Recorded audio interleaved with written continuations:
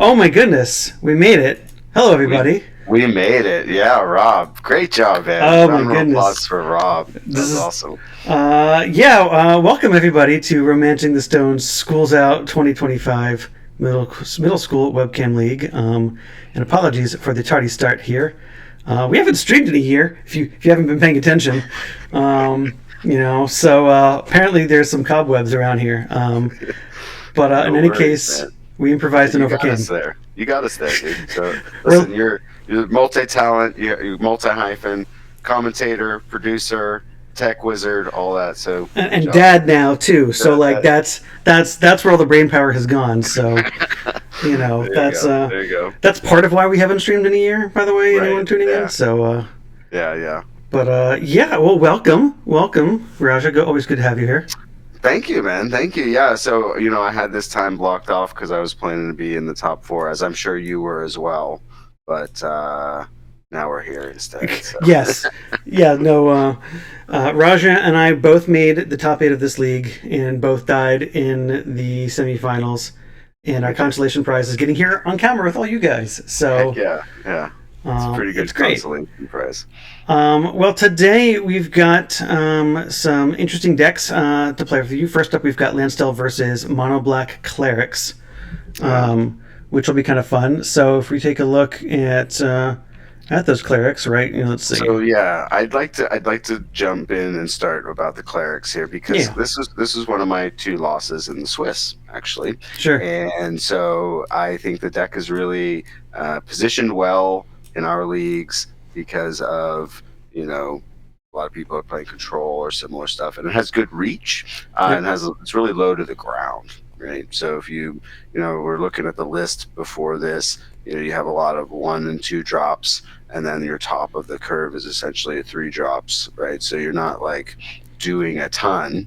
But all that damage kind of adds up, and you're curving out, right? You're playing guy, right? And so you can try to get under Wrath of God, that old turn 4 that used to be in standard, right? So I really like this deck, and I just would point out the Cabal Archon that gives the deck its reach. Yep. That is a black, sacrifice a cleric, drain 2, gain 2. And so that helps you get in those last, like, maybe even up to 8 points of damage sometimes if you spam out clerics, right? Yep. And you've been attacking for a couple turns, then you just sack board and kill them. So it's pretty cool. I like that as a closer. And then you have, of course, the disruption package of the Hymn to Turok, Cabal Therapy. So yeah, really, strong on curve deck. I really like it. And notably, so Patrick is on Landstill, and notably Brian's semifinal match was against Landstill. So we've already triumphed once. Let's see if we can triumph again. Patrick's version of Landstill is a little bit different than the previous version that Hockey was playing, our very own Hockey. The bulk is still the same. It's still a Landstill deck. Yeah. This one doesn't have wastelands. It has dust bowls that might come into play. Not less colorless lands for us to draw, which might make it easier to cast our spells, which might make it easier to keep up with the clerics here. Right. We have some more. What do we have more of here? Let's see. We have 2 Decree of Justice, 2 Wrath of God. We have an extra Wrath of God in the board, which will come in handy potentially. So that might make the difference. A prohibit might actually be kind of good. We'll see. Yeah. That's a difference here. The previous Landstill deck had some enlightened tutors, but that's one of the things I was actually talking to Patrick about before this, is that maybe I'm just a coward, maybe I don't believe in the heart of the cards. He said that why would I play cards that give me disadvantage? I think that's part of why you lose sometimes, because you can't find your bullets or your answers to these kind of monocolor aggro decks. Sure. You only see how many Wrath of God. 2 Wrath of God. You have you want to be able to tutor for stuff like Seal of Cleansing, stuff like Powder Keg, right? Powder Keg against the 1 and 2 CMC deck is going to be pretty powerful. So I personally would want to be able to find that. Sure. But Patrick is just going to draw it naturally, so no worries for him. Well, we're going to tune into our players here because they are about to get started here. As we see the timer that I gave them go off. And Patrick is the 6th seed, so he is higher than Brian, who's the 7th seed. So Patrick does get to start playing. And we're off. Our players did get to resolve their bulligans during our downtime, so they were efficient. They became friends, and now they go back to being enemies as they play their match here. And quiet start. No, but here's a chance for some fireworks. This is a good use of our soul lands here. City of Traders, yeah. I didn't actually notice that, really in my first, cruise through the list on Brian's side. But the Priest of Gix, triple black gives him, power to play another 1 or 2 guys potentially. Yep. Like follow up with a Hymn to Turok. So it's pretty dangerous to just let it resolve, because what are you going to do? Counter the next thing. Well, and even this into Rotlung Reanimator is pretty strong. Hymn to Turok. Or Hymn to Turok is also a good follow up here. So if you're holding up a counter magic for the hymn, no. Oh my gosh. What are we doing? Okay, no. What are we doing? We are hymning. Okay. Well, we should have had the Rotlung. I don't know. Like, the Rotlung seems really good. It's 4 power on the board, and they sort of replace themselves unless we're dealing with, swords. Swords, and that's what I figure. He's like, okay, this dude's got to have swords. If he lets my thing resolve, he must have removal. So let's, maybe hit a removal spell here. I think Pat may be thinking about swords on the priest, but he only has so many cards, right? So that's the issue for Patrick, is that why does he only have 4 cards? Did he mulligan? There is definitely some mulligans, so that's a good incentive to cast the hymn here, right? Oh my goodness! Mishra's Factory, big hit, and I don't know if we're going to live to see this Fact or Fiction, but what was that? That was an impulse. What was that? Fact or Fiction. That's a Fact or Fiction we discarded. Okay. Now, notably, if you're new to middle school but love pre-modern, you'll notice that Brian is at 19. That is because he took a point of mana burn, which is something that we love here at middle school. We love our mana burn. Yeah. So if you like red decks, play middle school. You get a little bit of an edge. A little painful. So that just further emphasizes Brian is choosing this hymn over, some of the 3 drops that we know is in his hand, because we want to get rid of cards. So he could have not taken mana burn, but he chose to. So I'm checking the list, chat, to see how many City of Traders we have. We have 4 City of Traders, so the full set. Yep. Ancient Tomb over Ancient Tomb. So I think in this deck, because the Soul Land is not so required, and again because our curve is super low, right? Mm-hmm. So let's say you play his play, Swamp, Soul Land, and then next turn you want to play a 2-drop and you have a swamp. Like, I think it's fine to play the full set of City of Traders and avoid the damage. You're paying, maybe you end up paying life for your snuff outs. He has 2 snuff outs in Brian's deck, so I think maybe you want to conserve life for that. Also, you have Necro. You have a couple copies of Necro. So I feel good about the decision to include the 4 City of Traders versus the Ancient Tomb. Now we're missing some action here. Okay, so I'm going to catch you up here. So while we're discussing Ancient Tomb, Patrick deployed a Landstill with a 2/1 against the table, and okay, great. That's a sign of weakness because Brian doesn't have to do anything else, and he has a win condition on board. He has 2/1, yeah. So, however, Brian decided to flash back to Cabal Therapy, triggering the standstill, just so he could unearth the Priest of Gix back, which is going to get mana back, and then we're going to him back. Okay. So we're going in circles here, but there's a plan. There's a thought process. His total cards are going down-ish. I think. Yeah. He got himmed at 4 cards last time. So. Right. Okay. How many cards does Brian have in his hand? Well, Brian has at least 1, I think, and we have this. We know we have a Rotlung because we dexterity errored it into play. Yeah. We have 1 black mana floating in the Soul Land, so we're going to cast this Rotlung here. Okay, what did we get? We got a Standstill. I think an Impulse, factory? Maybe. Oh, maybe another factory. Yeah. Oh, goodness. Okay. Well, so what seemed like possibly a questionable line when we were in a position of advantage has now left Patrick with no standstill in No play, same standstills, amount of and cards none in his hand, and more I mean, he power. can't play profitably standstill at this point anyway. No. Like Well, there's no reason for.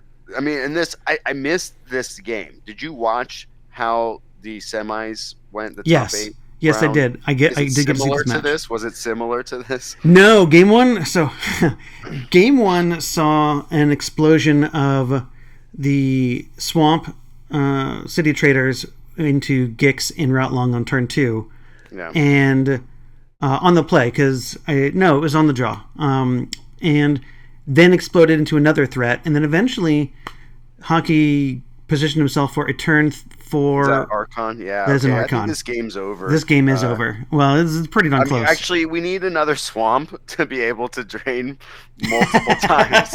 Yeah. Right? So I was talking about this in the pregame here. So this is going to give us our reach. Right now, we're swinging for what? We're swinging for quite a bit. So we got our route long as a 2/2. We got a 2/1, and the Archon is also a 2/2. So we're swinging for 6. We can drain for 2. So we don't have the full reach, but we got a 3-turn clock here. We need swords the route long into Plains Wrath of God. That is our out. Oh, Wasteland. Wasteland's pretty good. Wasteland's. Okay, see, and as we kind of joking about in chat, I mean, you put the cards in your deck to draw them, but like this is top 8 has definitely been the story of the top 8, which is drawing your 2 ofs, drawing one of your one or more of your 2 ofs. That has been this top 8 again, but you know, you put them in your deck for a reason. You draw them at the right time. You know, the deck plays along with you. So absolutely. Wasteland's going to get deployed on the factory if it got activated, right? But there's no reason. And then what is that? Snuffed out. Snuff out. Oh, because he did deploy the factory. He activated the factory. So why are we not? Wait, what are we doing with this Wasteland? Maybe we cast. What are we casting with the Wasteland? We could have cast Snuff out. We could cast Snuff out. Okay. Well, that's gonna be game 1 to Brian here. Yeah, he missed the City of Traders, but I don't think it mattered. I think maybe he was. I don't know. Oh, sure. There. Yeah, he did miss the city. So we couldn't cast Snuff out. Not really. Not really. No, because it would have been gone by that point. But yeah. But so yeah. This kind of reflects the game 1 Brian had against Hockey. The difference being is there was less disruption on Brian's side, and Hockey was able to deploy a turn 4 humility with Enlightened Tutor. But by that time, Brian had accelerated so much and gotten so many threats that we were kind of ahead of it. Right. So, that's... What were the other 2 cards? Hockey's in the chat saying the other 2 cards. Well, I mean, it's a random card. It's a random cards, though. So, can't really... Well, I mean, that's luck, right? Yeah, I guess. So the other 2 cards were something that wasn't Standstill or... maybe there was a Fact or Fiction we missed out, but I don't know if we would have time to cast the Fact or Fiction. I don't. We did lose the land, so we missed a land drop, I think, once. I don't think you can win. Maybe Hockey's saying you could end up Fact or Fictioning, you end up getting to the Wrath of God or something, but... Maybe. All right, let's take a look at these sideboards here.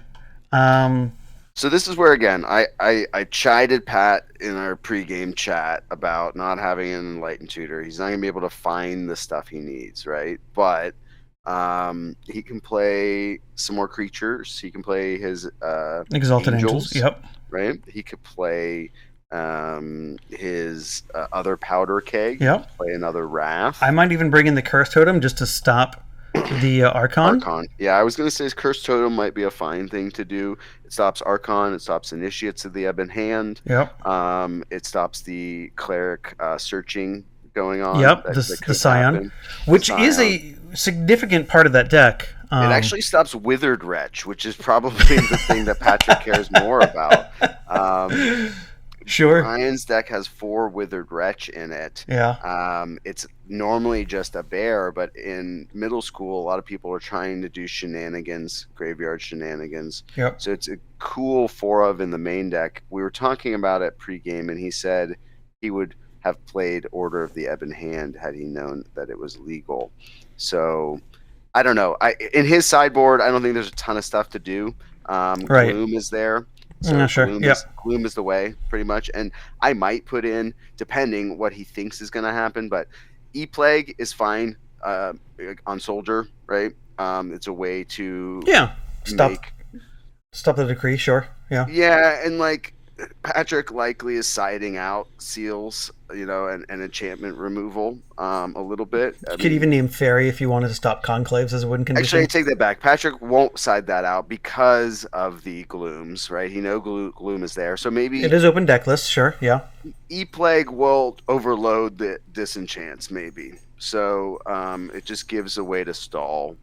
What are we taking out? I mean, what cards do we not want in this deck? Because maybe. Well, I mean, you would need the Necros. Yep. I might side out, snuff out. You can keep the Smothers in, or side out the Smothers. We need to side out the Smothers because we need to deal with the Angels. Yeah, so keep the free ones, and then maybe ditch the Scion. Maybe some number of Withered Wretch. Yeah, and ditch the Scion, and just like threaten the Withered Wretch. You just play 2 in your deck, like take out 2, and the threat of it being there, like Patrick might want to. Chat saying that Powder Keg is better than E-Plague, which makes sense, right? I guess Powder Keg can kill the same things, right? Kills all the lands, kills all the tokens. Yeah, sure. Why is it better? Because it's less mana. I mean, I guess you're trading off mana efficiency for one-time use, whereas the Plague can get rid of soldiers forever. Yeah, and I'm saying by the time you're going to be playing that card, like I think I'd rather have Engineered Plague, but I think we'll see. We'll see what he does. Well, we've started off Patrick on Adhikar Waste and Brian on Keg Cabal Therapy. You can keep Keg up against manlands. That's true. Yeah. Okay, start out with a hard cast Cabal Therapy, and he named something that wasn't in his hand, I'm thinking. That's what it appears to be. Standstill, probably. Yeah. Okay, so this is a little better hand for Patrick. He's got a Wrath in it, if he can hold on to it, right? We see it. We see Decree. We see Factor Fiction. So. Yeah, Decree in the opener is kind of not what you want to see as a Landstill player, I feel like. Oh, of course, you don't want to. And as Hockey's saying in chat, like probably that was a sideboard target, but I don't know if we can trust Hockey's opinion in this matchup. He did lose. I mean, I didn't say it. I only say it because I was there. I saw it happen. All right, so we keep the pressure high here. We have a therapy. We go into the hymn. This is completely random, so let's see what we get. Here's the Decree. So again, Patrick's like, cool. I don't care about that. I'm not casting that anytime soon. It's fine. And the land, that kind of hurts maybe, but we'll see what we can rip here. Yeah, life totals need to be reset, but our players will get to that as soon as the life totals change, I am sure. And side note, right? Hymn to Torok is not a pre-modern legal card. And if we take a look at Fallen Empires, that's not really that's before 4th edition, so what gives?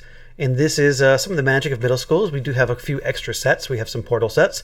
We have some anthology sets. And within those anthology sets, you've guessed it, is Hymn to Torok. So, among some other fun things. So, indeed. If you haven't touched middle school, take a look. There's some cool extra cards in this format, other than the banned and restricted list.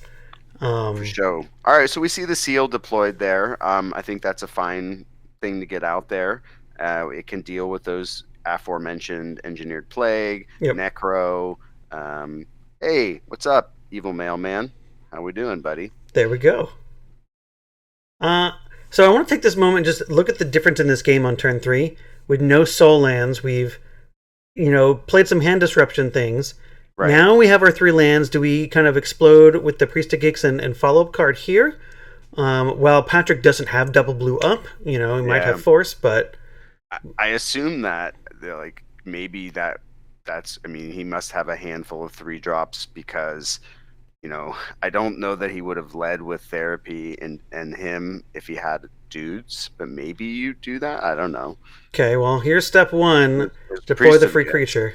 Yeah, so then we get that duder in, then we can, what are we going to do? Archon, maybe. Maybe. All right, come on. We're waiting. What is it? I want it to be Rotlung for whatever, so we can attack into this Mishra's Factory better. Factory, yeah. But that's just because I'm rooting for the card with Hymn to Torok and Priest of Gix.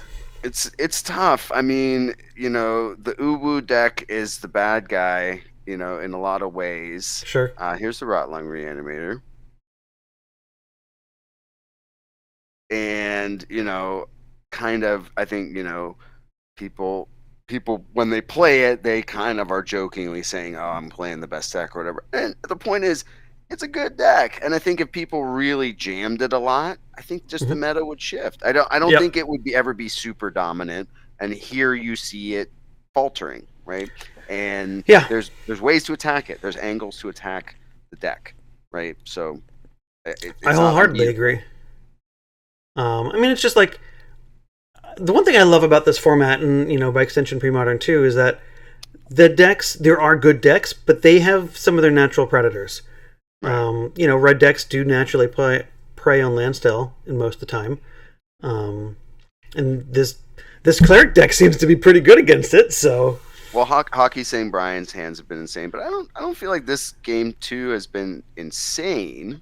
I feel like it's been. I think that this is the core of the deck. These are all 4-ofs. Yeah, they are all 4-ofs. Yeah. Other than the Wasteland, I don't think we've played anything that isn't a 4-of in the deck. But all the cards in play right now are 4-ofs, and all the cards that have been played on Brian's side so far this game are 4-ofs. Sure. Right? So, I mean, there's more than 4 swamps, but. All right. Well, we just countered a Dark Supplicant because I guess we were afraid of the Scion, which makes sense. Scion plus Rotlug is bad business. Bad news. Robin, I suspected that Standstill was named off of the first therapy because it was cast on turn 1. Yeah. Or we flashed back a therapy? Did we just flash back a therapy? We did. I think we. Yeah, we did. We flashed back to therapy. Maybe that's what. Maybe we didn't counter the supplicant. Maybe we just used it for fodder. Mm-hmm. No, we flashed it back. We flashed back on the Gix to get the zombie. Yeah. I'm supposed to be paying attention. What did he get off of? That was a impulse that he got off the. I think we cast the impulse. Cast impulse. What's under impulse then? Prohibit, which is prohibited the Scion. Got it. So what did therapy get? That's what I'm saying. I see a foil, and in his deck, his foils are impulse, factor fiction, or counterspell. Standstill. And could be standstill. Sure. I thought it was standstill. I would like it to be standstill because that would have meant Patrick had a good chance of winning had that not hit the standstill. Chat saying the flashback missed. Okay, sure. All right. Well, Brian deploys another 2/2 with text, and text. Big text. The door is closing really quickly on Patrick here. We don't have a second white source. We don't have a 4th land. We are impulsing. Impulsing for a land. No, that puts us dead on board because the best we could do is land drop and block, and that's not good enough. If we untap, because we can put damage on the stack and then do an additional 4. So we'll do 8 if nothing else changes, and then we will still have to deal with it. 4 power at least on the board. Yeah. That does not look good. It seems like it's going to be a quick one. Clerics. Well, I didn't expect our players to make up for our delay this morning, but They knew, and they were like, we're going to get us back on track here. Yeah. I don't think that's what Patrick said. No, not at all. I mean, it helps, though, if you have really good rolls with the hymns, right? The hymns have been pretty good, both games. And that's exactly what you want to do against Landstill. You want to 2-for-1 them any way you can. All right. Pat has a bunch of 4-ofs he'd like to draw, like Plow. What other 4-ofs would he like to draw? I mean, Force of Will would have been good turns ago, I guess. But I mean, if Brian can drop, I assume he sided a Scion. I think the game is dead on board. I assume some number of forces came out for Pat. Probably. All right, so we're going to block here. We're going to get to keep our factory, but we're going to put damage on the stack, and then we're going to take an additional 2, and then an additional 2 more. Trigger our zombie. Let's get our zombie token.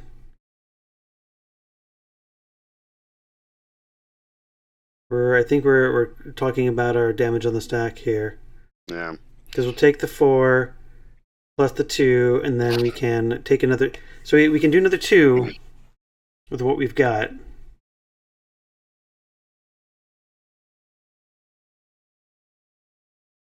Oh no! Oh no! Okay, yeah. Well, here, all those swamps are tapped, so we can drop White Source, and then into Wrath of God. White Source, he's fetching it right now. White Source, Wrath of God. Humility doesn't do it, but White Source, Wrath of God does. We've lost the Rot Lung, so we've sort of put our shields down. He's doing it in a way that makes me feel like he has it. But I know. I mean, I hope so. He's really slow rolling it if he doesn't. I really hope so.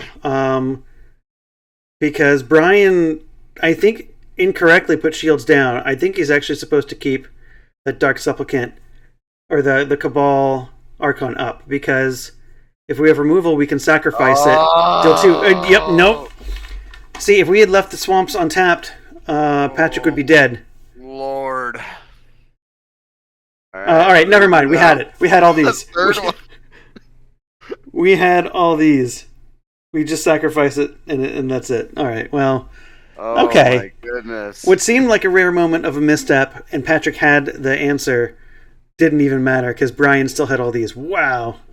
All right, so, yeah, I mean, that did get kind of insane at the end. I will. Chat saying that we had Wrath in the opener, and that us commentators just didn't pay attention and remember.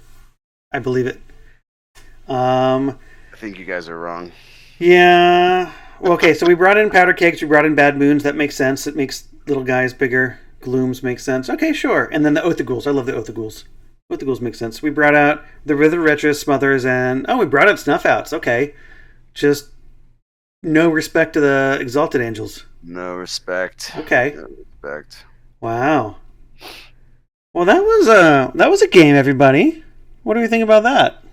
It was indeed a game. Not exactly the way I envisioned it, but like I was saying, from looking at the deck beforehand, I felt like Patrick was a little slow. Without the tutor effects, sure. I felt like he was going to be a turn or two behind. Yep. No, yeah, agreed. I mean, that's what I find with against the Landstill deck, is that obviously it's advantage as the game goes on, but if you can keep applying pressure and just apply as much pressure as possible, you can easily overwhelm them, especially if you can interact with some of their hand, which is what we saw this deck do. It floods the board and then interacts with the hand, and then we had some actually relevant text on the abilities, right? Yeah. Rot Lung replacing itself is good. Archon is great. Yeah, at the end there, it was definitely it got a little crazy at the end for sure. Yep. So chat pointing out that Patrick did miss land drops. That is, if your deck has land in the name, missing land drops does seem bad.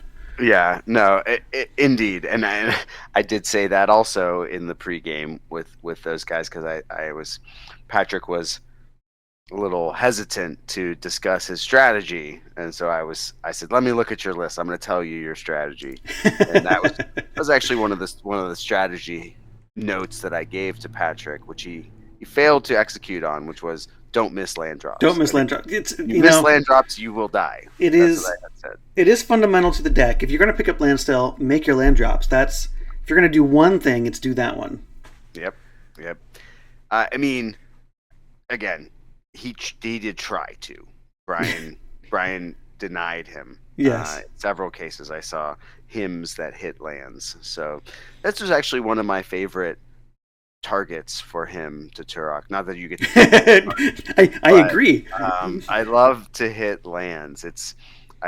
land destruction through discard is awesome to me. I mean, you're speaking to the person who played 8 Stone Reigns. Land destruction is definitely something I came here to do.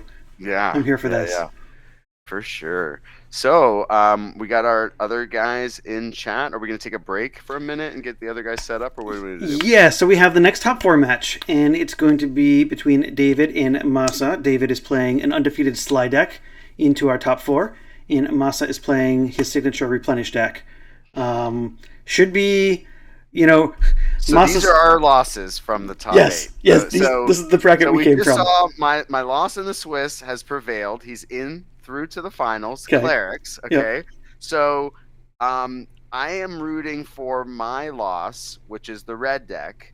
And I know you're the red deck guy, but yes. I feel like you kind of have to root for Replenish since that's who took you out, right? And maybe you can say I lost to the eventual winner. I could say I would like that because my only losses in the league were to Masa in the Swiss and in the top 4. So really? Yes. Oh. So that's actually even better for you. Yes. So I would not be opposed to that. Winner. I only lost to the winner. Technically, you're second place. Yeah, exactly. Technically, you'd be second at that point. The math checks out.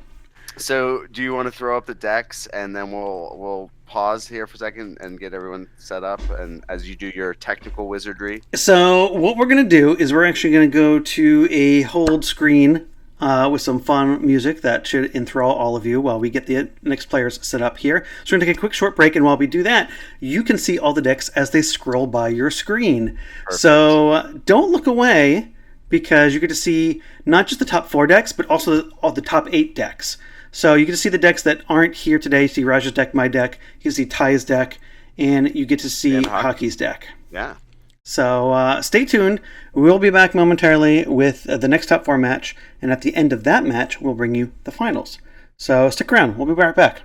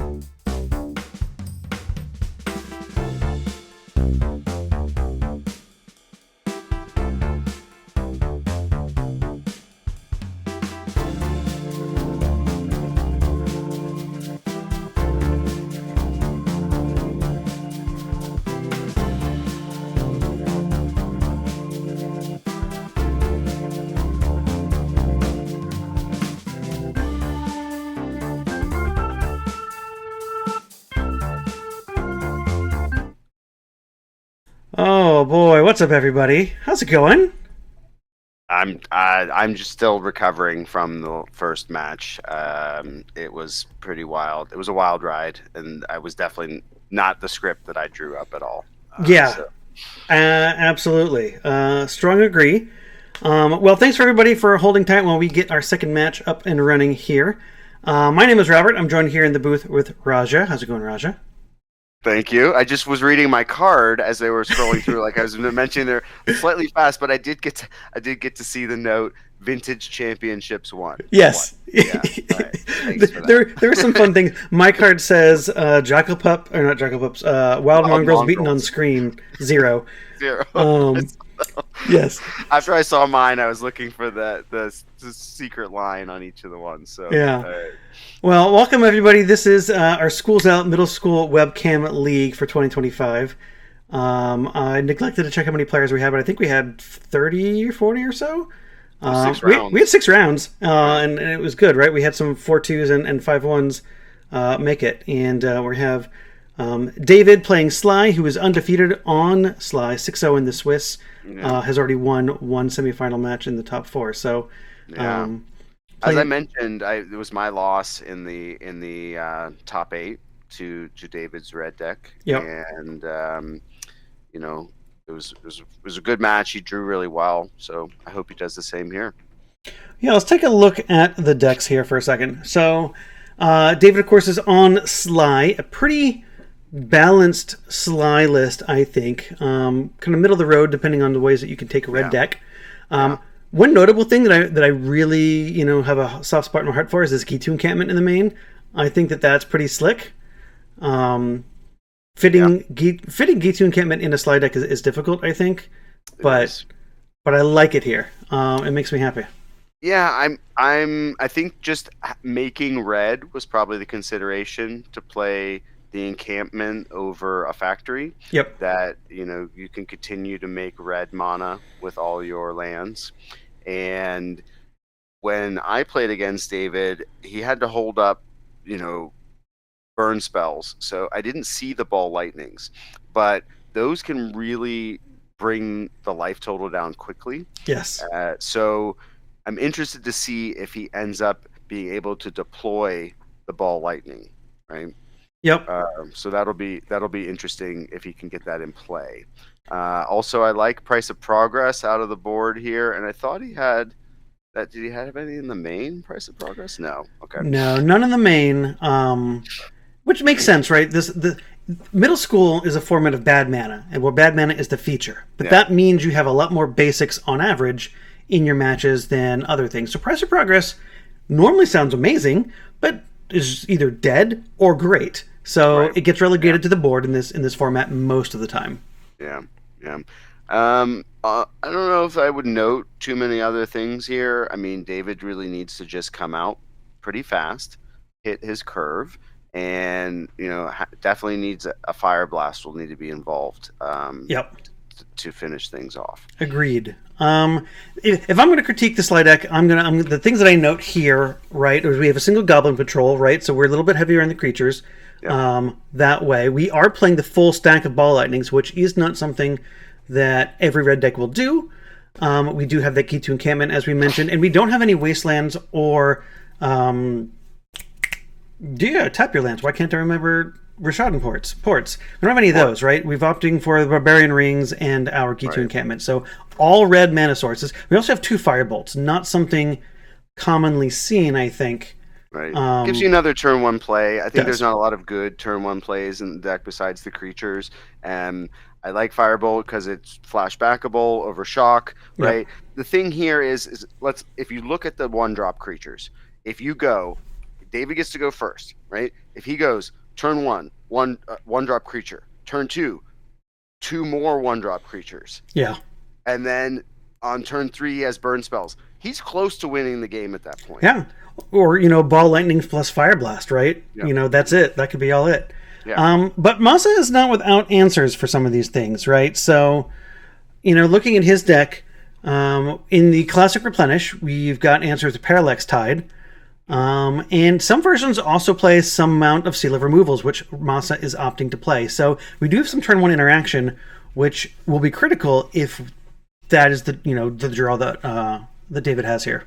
Right. I'm trying to find it. So Seal of Cleansing 4, Seal of Removal 2. Okay. 2.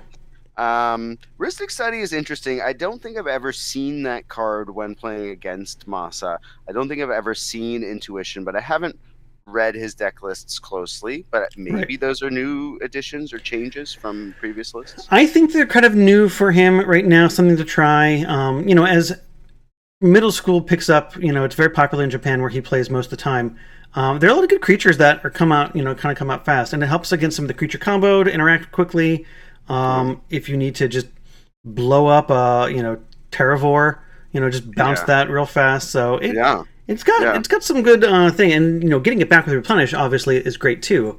It gives you some just more ways to interact, because this is a blue-white deck that doesn't play counter spells in any way. No Force of Wills, no mana leaks, no counter spells, nothing. So the ability to interact is few and far between outside of assembling your Replenish combo, right? With the Opalescence, with the Parallax Tide, the Parallax Wave. Intuition fits right in there, though. It does. For sure. Notably, Path to Victory includes Parallax Tide, removing of the land when there's no Fire Blast behind them. That's going to be where Tide may not do anything, but if you can keep your opponent from casting spells, you're in a good spot. You're in a good spot. I think previous versions of this deck played the blue enchantment that counters spells. Oh, sure. I forget what that's called off the top of my head. Oh, it has depletion counters unless you depletion counters. Put it into play. Yes. Yeah, I think maybe that is where Rhystic Study has made the entrance here. But that is something it's that a normally similar deck that I've lost to this deck several times in the past. I lost playing against Robin on this deck at the Middle School World Championships. So I'm very familiar with losing to this deck. I have it built. I don't play it that often. There's a few cards I don't have signed, so I like to play signed cards. Right. But it's also a deck, I think, in Masa's notes there. You need to think about the stack if you want to play this deck. I think don't bring this deck to a league without having tried it with, your friends, right? So I think we're ready to go, Rob. We are absolutely ready to go. I'm ready when you are, baby. Yep. So I'm messaging your players. Their timer has gone off. I'm letting them know that they can start playing. Let's unmute. You guys are good to go. All right, we'll get them started here. Let's pop in, take a look as we get started here. When we get to the sideboarding section, I have some thoughts on Masa sideboard here, but ready to go. You were Team Mountains. I am Team Not Mountains, and that feels really weird to say, but here we are. Here we are. So if you're just tuning in, I am Team Mountains because David took me out in the top 8 in the semis, or in the quarterfinals, I mean to say. And in Rob's side, he played against Masa and did his best, but he got taken out by Masa. So we're both rooting for the people that took us out. Yep. Notably, my only loss in the Swiss was also to Masa. So it's a double extra cool story for Rob if Masa is able to proceed from here and get into the finals. Yep. Well, cool. So we're going to start off with a Mog Fanatic, which is not the 1-mana creature we probably wanted, but it definitely... And then we have a Seal of Removal on the other side, which is exactly what Masa wants. Yep. Now, out of the two, drawing your 2-ups. That's how you win, right? In the league. Now, notably, I don't think this is here for the Mog Fanatic. This might be here for the Jockle Pup or the Ball Lightning later, because we did take one to cast it, but no reason to bounce the Mog Fanatic. But again, it's there when we need it. Right. It does add a bit of insurance, and this 2-of card interacting favorably against the Ball Lightning is great. So. Mm-hmm. So as I think Ty pointed out, Masa's deck is going to be very a fun treat for anyone who likes foils. I think we see there foil 7th edition Adakar Waste. Yes, Japanese, of course. And it's foil because it has a black border. Yes. Back, and the middle school era of cards is all, has these little weird quirks to it, right? Like 7th edition was all white bordered. All the supplemental sets were white bordered, except for the foils. The foils got black treatment because it was the first time that card ever got a foil. Right. You know, 7th was the first set with foils. That's right. First supplemental set, anyway. Yeah. All right, so we got a curse scroll over there for DG, and gonna sit there for a little bit. We can't even activate it yet. No. Masa's got a fetch land. We're fetching planes. So, you know, if I'm critiquing the start here, things are definitely advantage on Masa as we keep going, because we're about to hit turn 3 here. They are advantage Masa, but again, like, this is not the explosive Masa starts. Well, right? Like, this so is this true. should have been an ancient tomb into a frantic search into attunement. Attunement. Yeah. Right? That's what it should have been, but it's not. So that's like pretty good, right? Yeah, that's what he did against me, and I died. So yeah. So this is a seal of cleansing. It's gonna kill our curse scroll. Yes, I think that is a solid thing to just have. It's something to do. I don't know. I think Masa might just be sort of spinning the wheels to just play something. I mean, we're using the mana. It's fine. I don't think Curse Scroll is a threat at the moment. Obviously, might just have the slow lands, the non-soul lands draw. So if like 2 of those cards are lands and 2 cards are action, then he's cool. Okay. Well, what we do see here, though, is we do see the end of turn lightning bolt, which is exactly what David wants to be doing. So yeah, the Curse Scroll was just a red herring here. We do get to use mana to attack the life points. So, but you know, for all we know, next turn we're playing a frantic search into a replenish, and things could be immediately over. Yeah. We don't have double blue, though, so... All right, so Masa goes for the seal on Curse Scroll with the fetch on the stack, which is good play, right? Sure, yep. Avoid the ability to activate it. Yep. And maybe here we're going to see a ball lightning just to get that seal off the table, right? Especially since we're tapped out on Masa's side. Mm-hmm. I think if I'm rooting for Masa, what I'm hoping to see here is a soul land. Right. Or third land and Mox Diamond, might be another option. Yeah, even a third land with a frantic search I think is okay, and then you can play something like Attunement. Yep. Or if you have the right frantic search, you can replenish straight from there. Parallax Tide would still be good. A soul land, which we've got the Ancient Tomb there. This is the risky part here, because if we frantic search, we take too much damage, and the wave is fine. Yeah, we have that one. It's just going to deal a damage to ourselves. We're going to sacrifice this. That makes sense. That's what I would do. Yeah. So again, David's not doing too bad. How many cards does he have? 3? Drawing up to 3? 1, 2, 3. 3. And if Masa's at 9, 3 is a good. 3 could be a lethal amount. Could be. I don't know if we can afford to tap this Ancient Tomb maybe more than one more time. Which is, again, this is one of the lands in Masa's deck that he did not want to see, right? He also has. You want to see it on turn 2, not on this turn, right? Well, he has City of Traders in his deck also. Right. He could have drawn. That could have been. That's what we want to see. Soul land. Because if we tap it one more. Goblin Patrol, right? Is that the Goblin? That's the Goblin Patrol. Yep.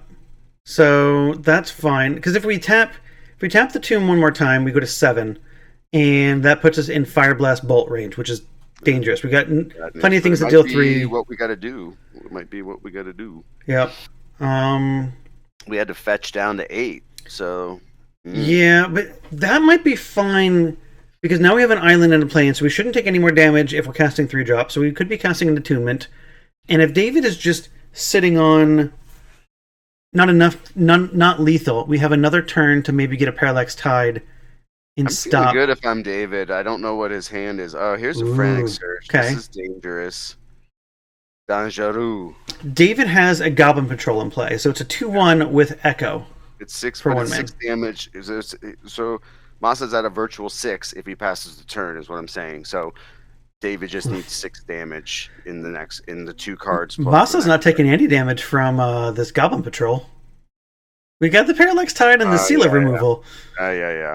We have the board locked up. David has to cast spells, which frantic search again. Okay. So this is bad. I mean, it was all right. Stop it. Stop doing stuff. I mean, and we can replenish from here. Now, replenishing puts us to 6, which could still be, not enough. I didn't see Opalescence down yet. No. We need Tide and Opalescence. David has in play Goblin Patrol. Yeah, I didn't see Opalescence go down yet. That's what I'm saying. Yeah, I don't think we're gonna get to where we need. I mean, David's got his fingers crossed. He really needs to steal this one if he wants a And chance at this match. honestly, even if we get to, even if we can resolve a Tide and take away David's lands, that doesn't mean David's out of it. All he has to do is play land bolt, and Yeah. still gets to have time to cast the spells as long as he has the time. And sometimes Replenish will do that for you. Okay, two more Tides. Yeah, that's not where we want to be. Tides? Oh, two tides. Oh, okay. So we do have. Well, we're at a dangerous life total though. That resolves. Okay, take a mountain. That one's gone. All right. We have 2 waves. Oh, we don't have the Fire Blast. Oh no! Yeah. Disaster for the red deck. Okay. Bad news bears. We're still land bolt away, but we obviously didn't have a bolt. But we saw two more Parallax waves go down, right? Yeah. That's what's in the graveyard. Yeah. Not Opalescence. Correct. And Masa has no hand. Okay. Okay. So I mean, this is okay. Let's have a little review here, Mr. Masa. Okay. Oh, shucks. I mean, Moss is in a good spot, but this is a problem. Seal. Okay. This is like, I mean, he's at 5, so it's yes, land bolt. This is the land bolt plan. Yeah, and we might not be able to afford to take away this mountain. Right. And if that's the case, then this is Replenish. I don't know if Replenish is good enough. I think we need, because we need attunement. Yeah. We have to have Opalescence. You can't do anything with attunement until next turn, or you still can't. I mean, what is it? Just draw 4? It's draw 3, discard 4. We could do it this turn, but it doesn't do anything. Yeah. Then attunement gets discarded. Right? So yeah, David is going to have the opportunity to draw bolt and win. He has a window. Bolt. Because we can't remove the mountain effectively. We'll either, kill it now or get it back later. So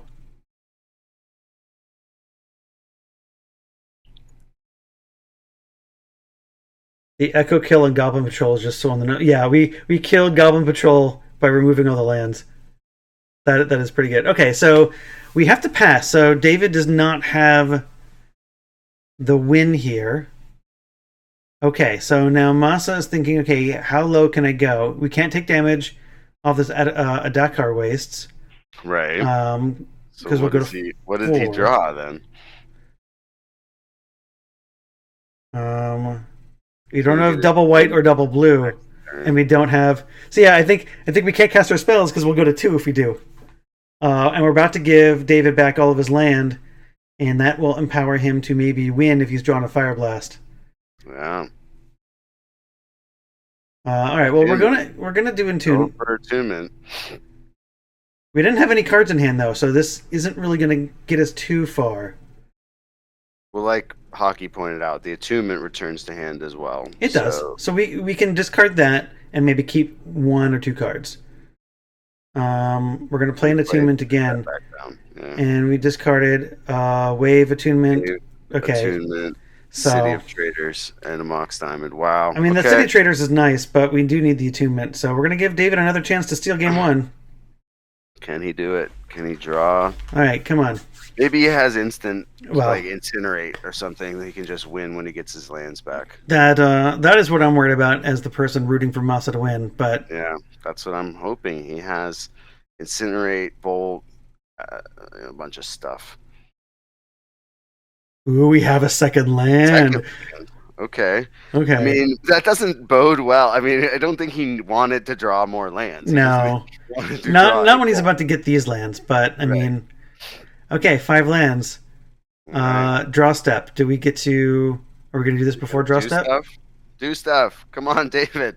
Does David just have ball lightnings in hand? Oh, I mean... Oh, no. No. no. Oh, we're It's gonna activate. giving him a No draw. response. No, no. I mean, this is how I lost in the No. Swiss. I know, but like, come on, David. You had so many draws. My man. This is how Burn loses, though. This is how, like, or Sligh, rather, you know? Oh, okay, Red decks okay, lose. okay.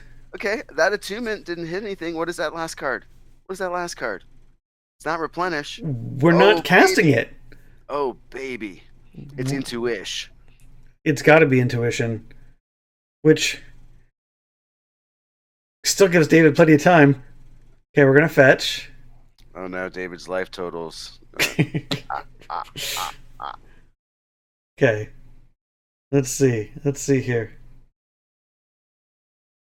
Hockey says, nice to see both decks functioning like middle school decks. Yes, right.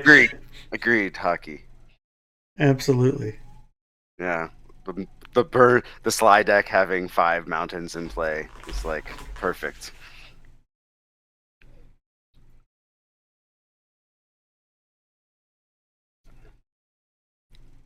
When we played middle school recently at the land, Rob, a guy borrowed 10 land stompy, and I walked by. Yes.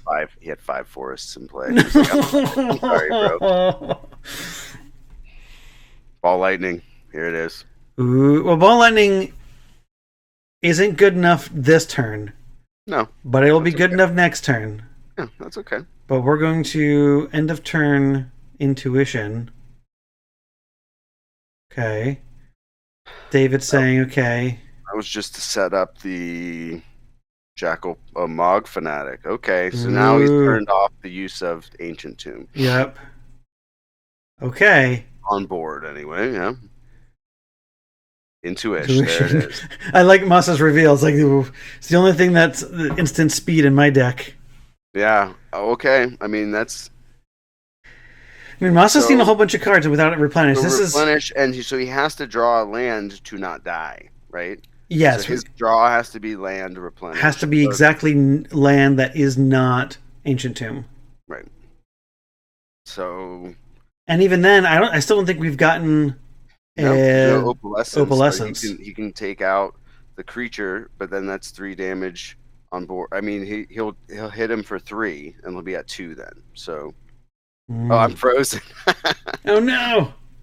All right, there you go. You're back now. We're back. There's a lot of bad frozen faces that I could be making. So yeah. All right, he drew his card, and what is it? It's not a land, I guess. Oh no, Masa! Not a land. Not like this. Not like all right. This. Yeah. Ancient Tomb to cast a Go down to yeah. Okay. Yeah, we found the line. Oh my goodness. Masa is just like, yes. Where are these cards? Where? Oh man. All right, I'll take that. Wow. No, that's not the luck I have when I play red decks against Masa. That's for sure. Not at all. No. I mean, he's really digging there. Wow. Okay. Well, so here's what we're gonna do. We're gonna take a look at Masa's deck because I have some thoughts about this. Masa knows that this may not be the best matchup. But you can look and see he's got chills. We've got Sphere of Laws in here. And if we really want to, we can bring in True Believers. They're more for the Tormod scripts of the world, but Sphere of Law is no joke. Yeah. And Chill can slow down Sligh decently well. He can replenish without like the combo. Just if he puts the Sphere of Law down, like he can just bring that back and just chill. Yep. Much. It pretty much nukes all creatures except for the Ball Lightnings. Yeah. And then makes the bolts pretty ineffective. Now, the joke, though, of course, is like, David does have an answer for this. We do have Anarchies, but Anarchies cast 4 mana. 4 is a lot of mana for Sligh, and it's a lot of... The 4th turn is a long time to get to for the red deck sometimes. And if you have chills, are you ever going to cast this Anarchy? So we haven't played this deck too much, you or I. But I think that you would keep in... probably side out some number of Seal of Cleansings I guess, is what I would look at Yep. probably, and probably Rhystic Study, and then probably Yep. bring in your 2 chills. So Yep. let's say that's 4 cards we've named. So you bring in 2 chills, and you bring in 2 Sphere either Laws. 2 Sphere of Laws, and then probably not True Believer because you can kind of just burn that guy out and then go Yeah. face. Like I'm not, yeah. So I think probably you bring in Sphere of Law and chill and try to keep your main game plan as on task as possible. Yep. On the play, I think Replenish will be advantaged there because we do have the City of Traders and the Robin Ancient says Tombs. True Believer is a good blocker when he plays the deck. So I mean, sure, what would that's you fair. take out? What would you take out then, Robin? Um, maybe We'll all the let silly Robin cleansings. respond in chat, and let's switch over to the red deck and see. Yeah. Let's look at the red deck. Sure. Um, we do have some tools here. We have. Did I put Power Blast twice? I did put Power Blast twice. No, we only have one Power Blast, not Power Blast one time twice. Right. That is definitely a typo on the producer. We can go blame him. But the Red Elemental Blast and Power Blast are great. Yep. Price of Progress actually kind of decent, Yep. depending on the draw that Masa gets. Yep. Tormach Crypt's obviously wonderful. So if we're going to try to battle Tormach Crypts, bring in True Believer seems fine. Yeah. Just because we can be proactive against that and also maybe block. So that seems fine. Yeah, I think I would bring in Crypt here. I would bring in the Blasts. So let's say we have 5 cards to bring in. Yeah. So probably taking out Firebolts. Taking out, Firebolt. Anything. I'm probably taking out Ball Lightnings. Yeah, some take number out of those. Ball Lightning.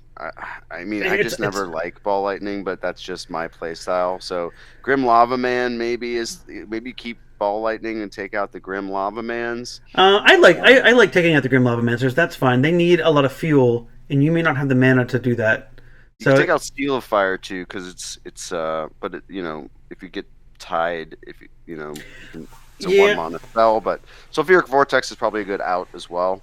So I would say, yeah. So probably out Vortex and out Grim Lava Man. So that's 6 cards, and that gives you room to bring in Crypt plus the Blasts plus 1 Price of Progress.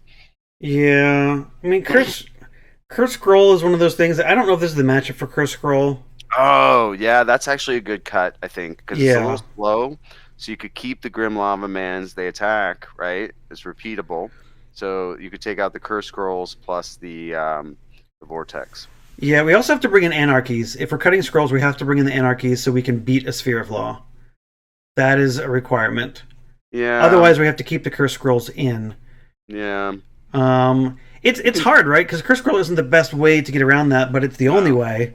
It's a little bit of reach, but that's it. Yeah. I don't like the Curse Scroll in this way. I would say, yeah, just don't let him replenish by countering the discard spells, like counter attunement, counter frantic search, and then you'll be good, Dave.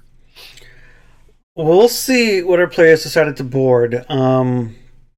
No, the chat is asking. So it's only 1 Pyroblast, correct? It is only 1 Pyroblast. 2 reps. Right? I typoed. So I was making the list. Total. Yeah, it was three blast effects total.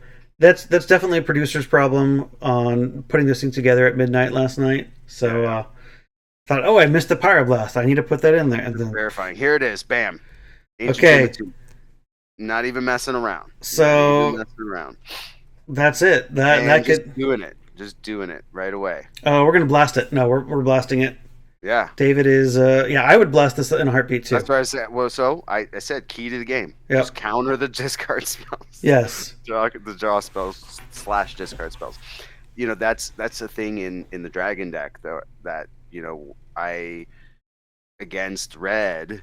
Getting your frantic search countered is really bad, right? Yep. So you got to look for your good window to do it and end up doing it on their turn. A lot of times you have to hold up mana, and it's a little mind game.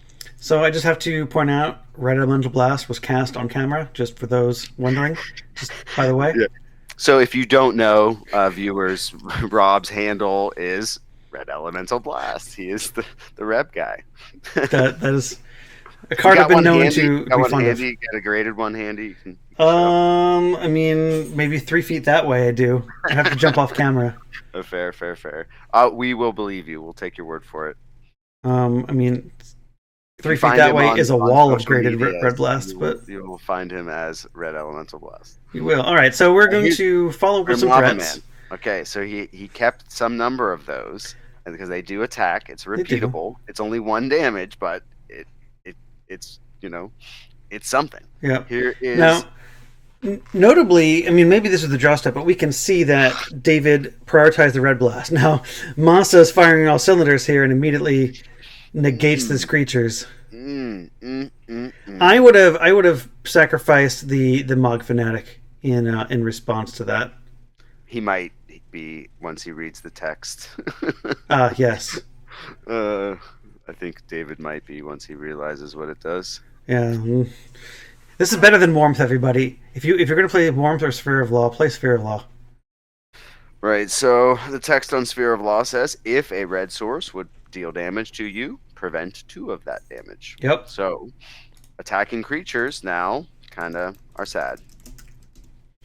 So Especially my 2/1 attacking creatures. I have a bunch of those. we're going to see if something works or doesn't Here it work is. here. Here's something. A ball lightning. This will deal damage.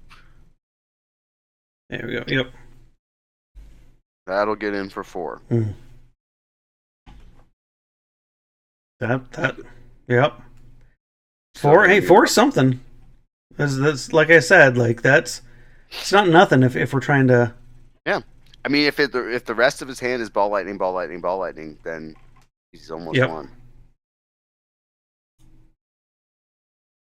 Unfortunately, yeah, I just really didn't want this to be the line from Masa. Him having it natty is like pretty rough. Okay, and now we have a wave, Parallax Wave. Yeah, there we go. There's our Sphere of Law. It doesn't matter for right now. The wave isn't doing anything, but it's just setting us up to where if we get a natural draw of Opalescence, then we can start attacking. And yeah, that's what we want to do for Masa. It at least stops the ball lightnings, right? Because we can still remove the creatures. So ball lightning is not going to get in for another 4. Right. That's true. Is helpful. Yeah, that's true. It's true. So Masa just with these sideboard games against red, you can slowly start putting up these shields and keep yourself from losing the game and give yourself time. And time is the enemy of your opponent when you are on Replenish. Yeah. Indeed. Well, and of the red deck specifically. Red deck specifically. Yeah, for sure. All right, so we're The longer fetching. the game goes, the worse it is for the red deck in general. Okay. Yep. Now Masa is at 8. So is he that low already? We are that low. Now the Ancient Tomb has been doing some heavy lifting. So, I mean, it doesn't look like David has a hand right now. Or no, he does. It's just set aside. Bolts, we can get in some chip shots. We're really just looking at bolts. So Floor Vortex would be terrible right now. Maybe Fourth Land Anarchy. I don't know if David's brought it in. Robin says he wants to see the Seal of Cleansing on Cursed Scroll to really close it out.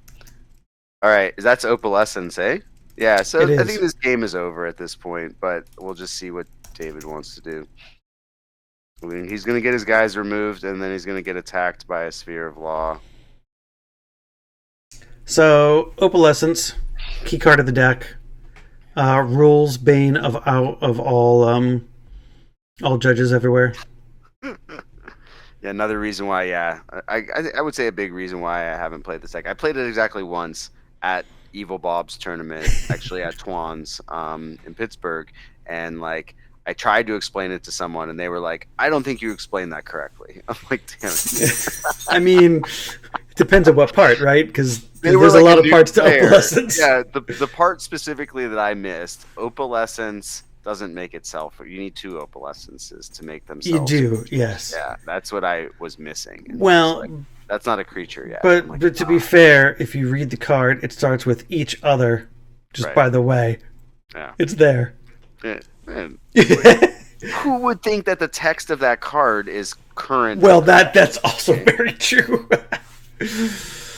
All right, so tuning back in, Masa is at 8. He swung with his Sphere of Law. Yeah, it's just 4/4. You can burn that. This is where the opportunity comes into play for the red deck. We can now cast, Fire Blast Not at really. this. You're just gonna blink it. He's just gonna. Blink Okay, it. well, yeah, that's just because that's true. I mean, yeah, that's true. I'm Team That's why I Masa. said I think the game is over, but I think maybe Yes. David just wants to see how it plays out. I don't Yeah. know. He hasn't played against this deck a lot. Maybe just wants to see exactly what goes down. And this is, I guess, the fairest way that Replenish goes. Just natural draw and Yeah. play the enchantments, which again I dislike, hard dislike, because if it was frantic searches that were getting him there, like David at least has a chance to counter those, right? Right. But these are all white cards. We can still Anarchy could Maybe still his help us. His I mean, Anarchy would at least allow us. We wouldn't be able to get the Nope. the sphere, but we didn't have that. Here we are. All right, so Masa gets a game. David gets to go first again. He does. I feel good if I'm David. Maybe I'm going to look at my sideboard again and reconsider what I did. We saw the one blast, so we can assume that all 3 are in the deck.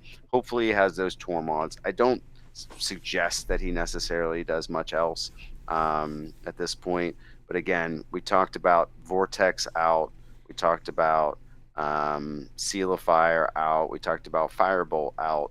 So, we have like 8 cards we could be sideboarding out for those 2 Tormod's Crypts, 3 blasts, and then maybe 2 Price of Progress or 2 Anarchy. Now maybe we decide to go back. So I'm kind of in this game plan where, like, if I'm going to be on the play, I might want to just bring some of these Firebolts or things back in just to make my curve faster. Like, just to try, because that's where maybe I might not play the Tormod's Crypts and just play Price of Progress or something. He has to bring in the Anarchy. I don't think he brings in the Anarchy, but maybe. You have to, because you can't beat the sphere otherwise unless you burn it, which is hard to do. I mean, Price of Progress is solid because that's going to outclass a sphere quickly, depending on the context of Masa's lands. So, I mean, Blast seemed bad in that game because Masa had just natty draw all the white cards. But normally he has to play, like in game 1, he played 2 Frantic Searches, Attunement twice. Like, the blue cards are very important, in my opinion. Oh, yeah. Being able to counter a Tide that's hard cast is important. Being able to counter Attunement, Frantic Search, agreed on all accounts, right? Those are so critical. And maybe you just keep the Blast in and maybe... It's so hard because Anarchy is just like, it's the safety valve, but it's so bad. It's so aspirational. It is aspirational, right? It's in a bunch of my decks, but it's just Yep. If you end up getting to cast it and resolve it, then like I always feel like I should have been able to win with the main deck then, right? But it gets you outs. There's a lot of outs that you can't defeat otherwise, and you get a window to cast it, and sometimes it works. So, anyway. I mean, sometimes it does work. If it didn't, we wouldn't have it in the deck as red players. Yeah. But it is, aspirational, kind of like you said. But hey, that's sometimes how red goes. So when I was thinking about my matchup right here, I was thinking, as a red player, being on the play is what's going to make this a 2-1 match. That's my chance, is a 2-1 match. And I think David is in that position. We squeaked out game 1 when it really could have gone off the rails. Yeah. And no mulligans, it looks like.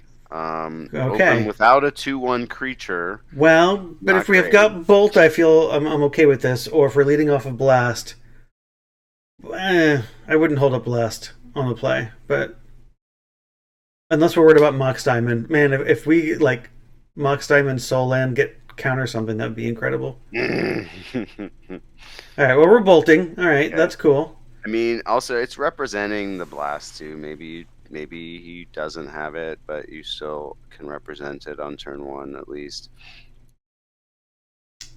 Okay. Fetch land for the level man. 2-1 guy. Okay, do we want Jackal Pup or do we want Goblin Troll. Jagglepup, but he's not doing it. No, he's Dang not. it. That's okay. We still have Red Blast up. We still have Burn Spell up. Yeah. If Masa doesn't play any blue spells, we can still Incinerate. Yeah, I feel like that's okay, I guess. You just should, just keep casting your spells in chunks. The problem is you're going to run out of cards if you're David. Well, okay, so let's look at it this way. If our hand consists of Bolt, again, which would be 3 bolts, right? Bolt, and then Fire Blast and Mountain Ball Lightning, then Masa's dead.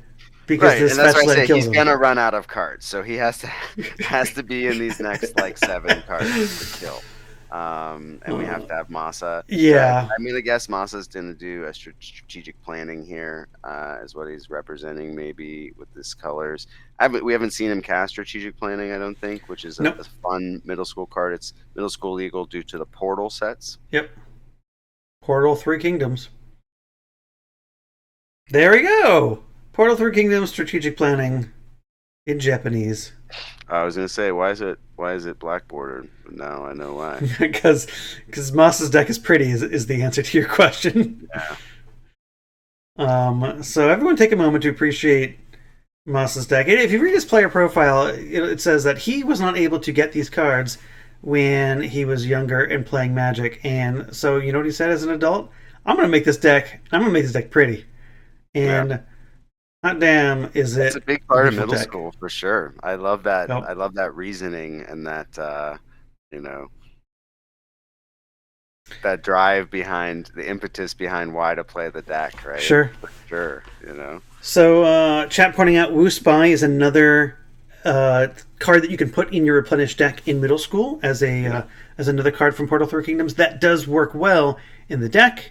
It comes into play. I'm just gonna put on the card viewer, right? Spy is good. I've played it in builds of Dragon. It's good in Dragon because you can you mill your opponent with it in play. Yeah, comes into play. You get to kind of sleight of hand, and if you assemble some of the Replenish combo where you get to blink your creatures, you can do it to your opponent and just mill their deck. Yeah, which is another way to victory. That's the whole thing. Is what is being noted. It doesn't say draw. You put it into your hand, and then the other card goes in the yard. So it's very good. Ooh, here's big a blast on attunement. Yeah. Okay, so David is doing what I requested and countering the blue draw spells. Thank goodness. Red blast alert. Yeah. As Chad is pointing out. Thank goodness. All right, now jam that freaking ball. Must still has a full grip, but we're going to. Okay, here's a colorless source. Okay, that's good. We got 3 lands, so we'll see if we activate it. Grip of cards, though. You're right. He's just gonna natty cast. Yeah, we're at turn 4 now, and Masa's still at 16. Masa land. It's just his replenish. No, I think this is his fair. I bet this is his fair. Can't see his hand. Nope, it's a parallaxed. Ooh, we don't have the blast. Pretty bad against Curse Scroll. Against our Curse Scroll. Do we have the blast? What are we doing? Okay, Masa dropped to 14. We're blasting it. Well, if we have blast, I'd snap this blast off in a heartbeat. All right, target your mountain. So it begins. Okay, but I mean, what is Masa's plan here? What is his next follow-up? He must have what? I don't know. He can only remove so many lands, so he needs to have plays next turn. That's true. What is Masa explaining?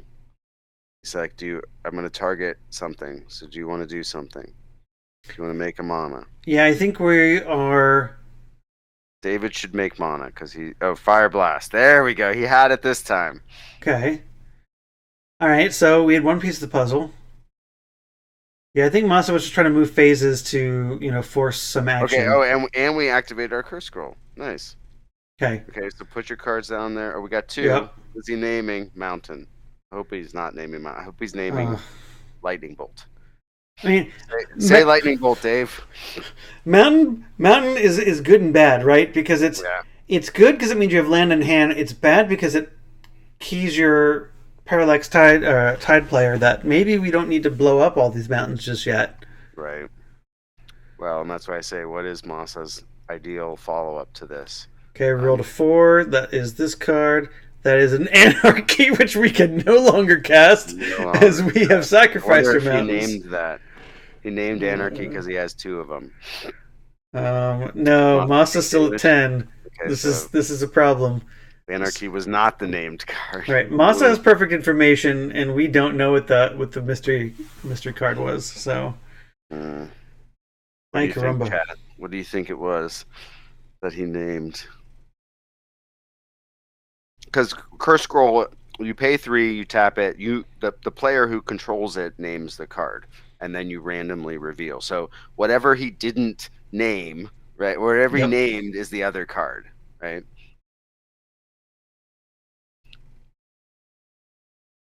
Okay, I thought he did target at least one of those second mountains. Targeted one mountain, and then as an effort to try to like squeeze in 2 more damage, he just tapped all the mountains and sacrificed. So he should have let him target one more mountain at least. Well, but if we move phases, then we don't have the mana up, and then we take mana burn, and we can't actually activate the Curse Scroll. So there you go. That's why it just we valued. I think we should have just let the Curse Scroll go away, not have happened. Okay. Make more counters. Just to keep and we keep our land and force. So this is a wave. Go away early. So he just has the natural Opalescence draw then. Okay, so the next card he will cast will be Opalescence, which is lame. As the person rooting for Dave.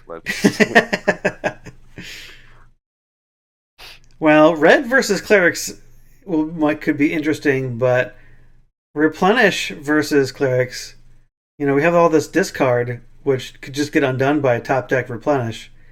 Indeedly do. You can't Cabal Therapy at the top of the deck. Indeedly do. And here it is. Wait. Okay. Opalescence. All right, well, David's never seeing his lands again. Game over. Battle 8. Yeah. Good job, Dave. And that's gonna be all she wrote here. I don't think there's a combination of cards in David's deck that will get him out of the situation. No. Well, okay, I say that. That is incorrect. We can go land bolt. See, he doesn't have enough time. No, he does. Okay. We have time. All right. Moss is explaining, I'm exiling your lands forever. So we have an opportunity here. Lands are going to come back into play. We're going to have an opportunity to cast them, to cast something with them. Okay. So this might be an opportunity. Blast.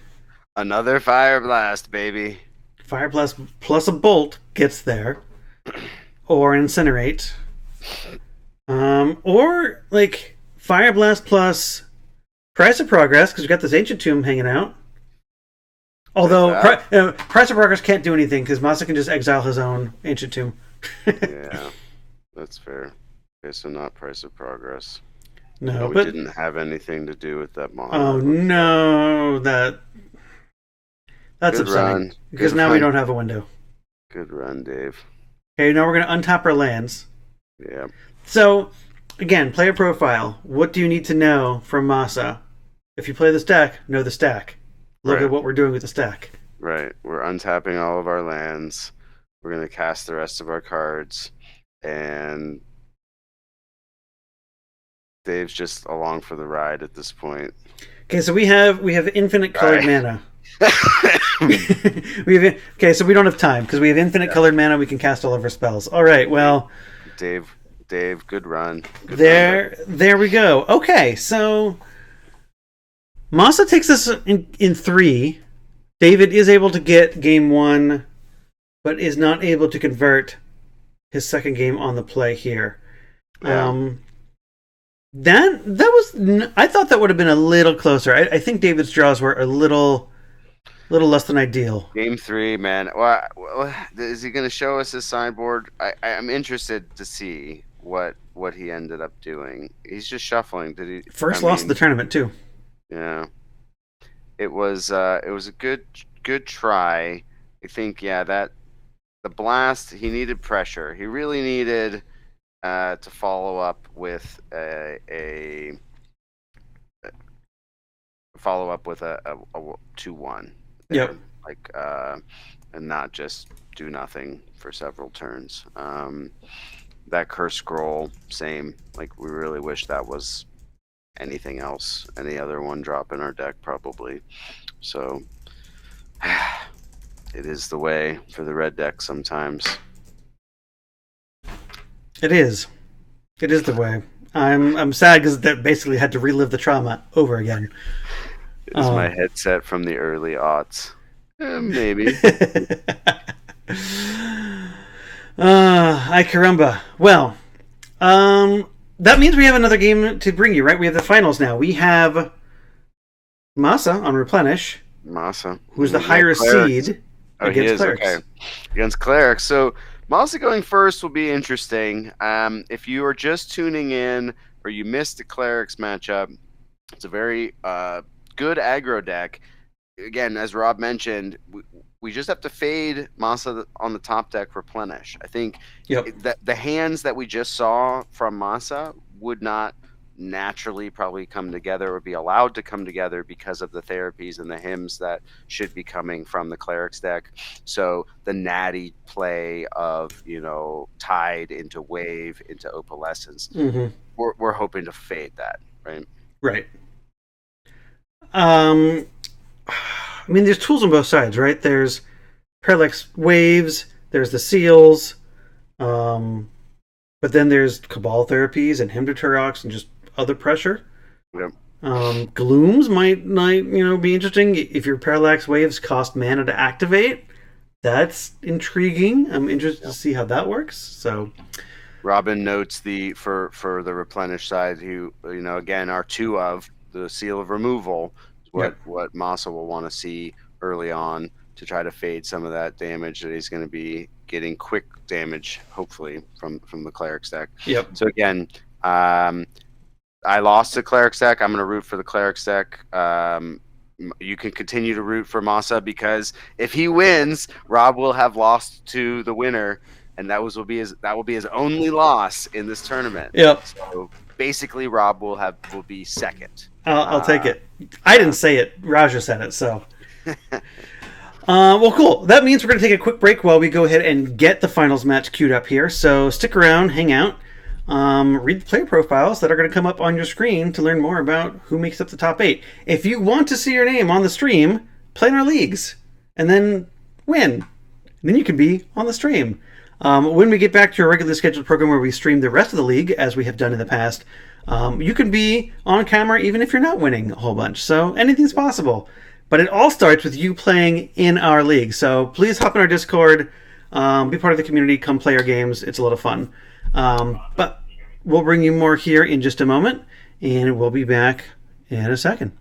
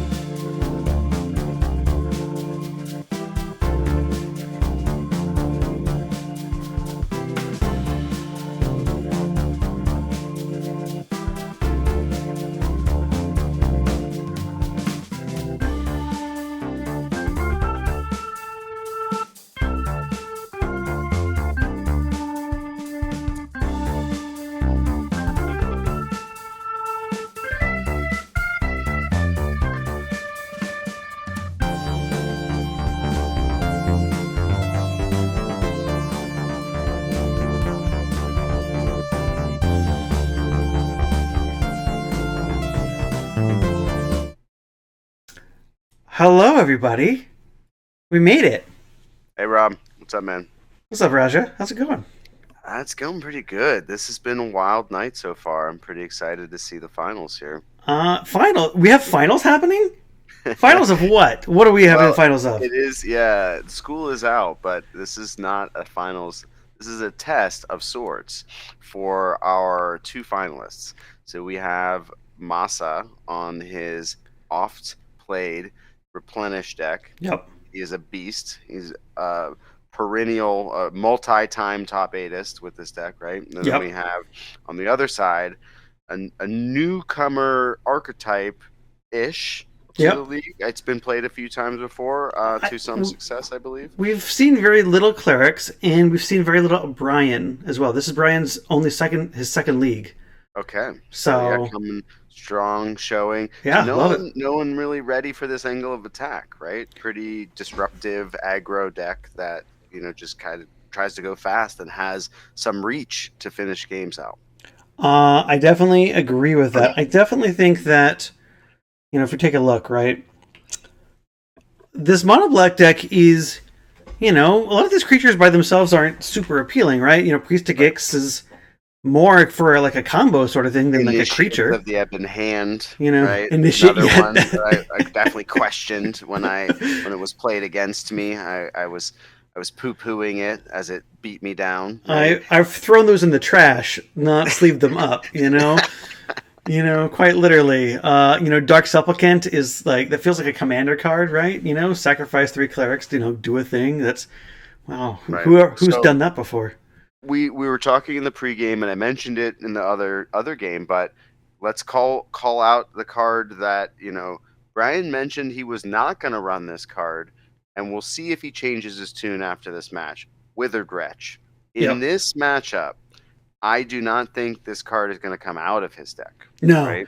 This is great. This is the primary bear that he wants. Therapy turn 1, Withered Wretch turn 2. Then turn 3, you want Priest of Gix into him, into remove 2, relevant enchantments from the discard pile. Yeah, right? we could even be more aggressive and turn 1, whatever. Turn 2, Soul Land, Priest of Gix, Withered Wretch, Cabal Therapy. Flashback with Priest of Gix, and then we have Withered Wretch going with 3 mana. Now we're off to the races. Now right? Withered Wretch is just like. We can have some strong starts out of here that are very impactful. Withered Wretch was in Time Spiral in the 2000 early aughts Time Spiral, and that's when I first saw that card. I didn't actually play in middle school, but it was in Standard when I came back to Magic when I started playing again in the early aughts, and that card I actually had a foil from Time Spiral. Okay, love it. Yeah, but I always was like, this card seems good. And there wasn't a lot of Standard decks that abused the graveyard at that time, so it didn't shine like it could have. Sure. Yeah, I think what we have seen, despite the, on paper some of these creatures may not be exciting, is together they have enough synergy and enough aggression with enough of the other interaction that it is proven to be pretty impactful if you can't handle, what's happening. And, it's a permanent deck, right? If you let them get enough permanence in play, they do a thing, and that thing is very powerful, I think. That thing is super powerful. Hockey says, why not just have 4 Priest of Gix on turn 2? I agree with you, Hockey. Let's do that instead.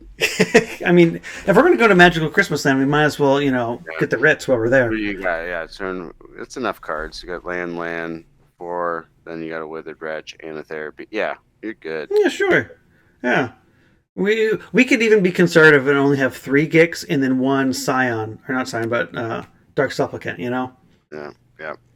All right, but let's look at what Masa's bringing to the table. Right, we just saw his deck and how it kind of functions. Where I think the Parallax Tides are really good against the red decks. I think the Parallax Waves are going to be the critical thing here. Waves, and they get cast naturally a turn later, right? And that can potentially, depending on our Soul Land situation, but that could hurt us, right? If we're casting lands that are only making 1 mana, right? Then that puts us at a pretty bad disadvantage. And did you say that Masa is going first? Who's going first? Masa is the higher seed, so he is 5th seed. He will be on the play. Now, here's something interesting. Parallax Tide, or not Tide, but Parallax Wave and Opalescence is an instant kill if we have a Priest of Gix in play, because we can blink it infinitely, generate infinite mana into this mana pool, and mana burn your opponent out.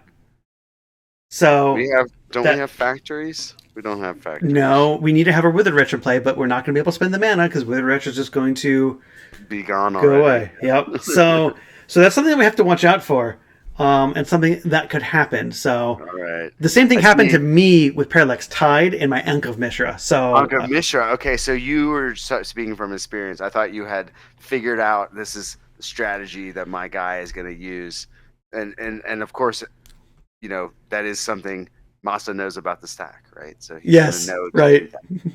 Yeah, exactly. Know the stack. Well, and that is something that has happened to me. It can happen. So it could be a liability. It could be a bonus. Now, with a Archon in play, you know, you can limit your liability pretty easily, or just use it for the second half of Cabal Therapy. So we'll see if Brian is that's exciting. Is aware of that. An exciting one.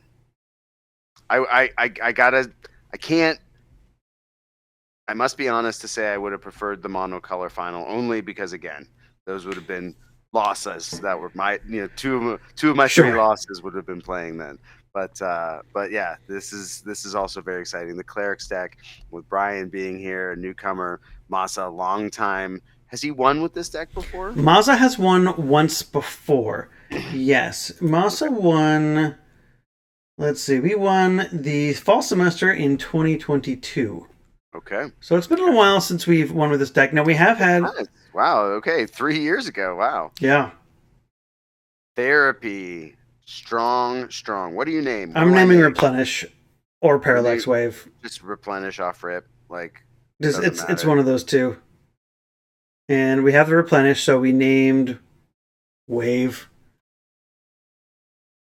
What did he name? Interesting. Yeah, I'm assuming we named Wave if Replenish is staying in his hand. Okay. That would be what I would.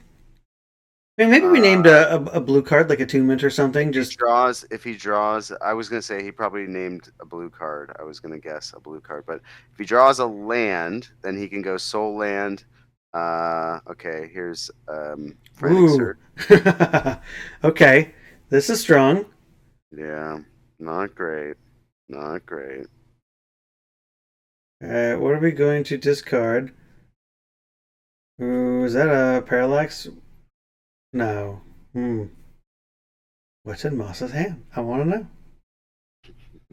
Now, here's the crazy thing: is we could untap if we drew a land, discard something, discard 2 enchantments or something, and then untap and replenish or something, and we win. That's what he's trying to figure out. Well, I don't know if we win. We don't have the right enchantments in the yard, but it certainly could be powerful. I mean, all of our creatures would be bigger than. I mean, I don't know. We don't even need to have replenish, right? We could just cast an enchantment with 4 mana. Just cast it. Yeah. Wait for replenishment. Yep. But yeah, interesting. Clearly, this is difficult for us to think about. We're discarding Opalescence. Okay. And Seal. Okay, so Seal's just something we can get back. It's kind of free value. We're going to cast the Entombment. Okay, so we drew that.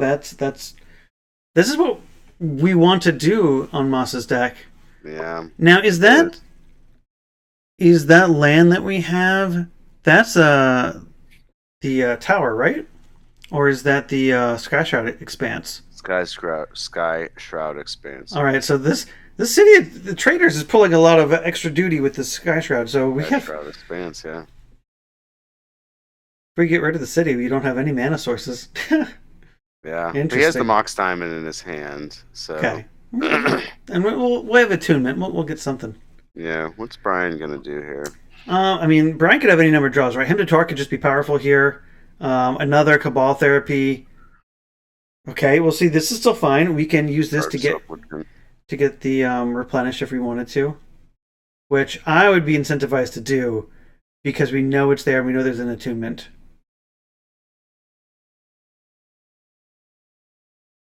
Okay. Yep. Flashback. Okay.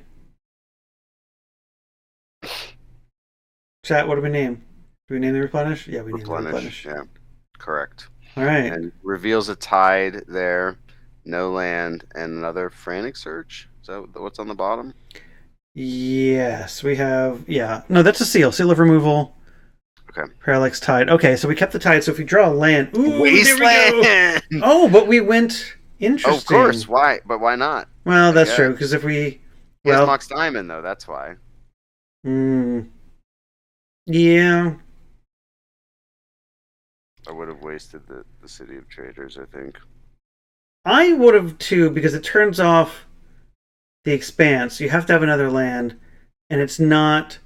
Well, you can play the Mox Diamond if you get another land. I don't know. Yes. Well, I mean, 3 land is enough, right? If you draw another land, more mana than we want him to have. Yeah. Yeah, I'd rather him have 2 than 3.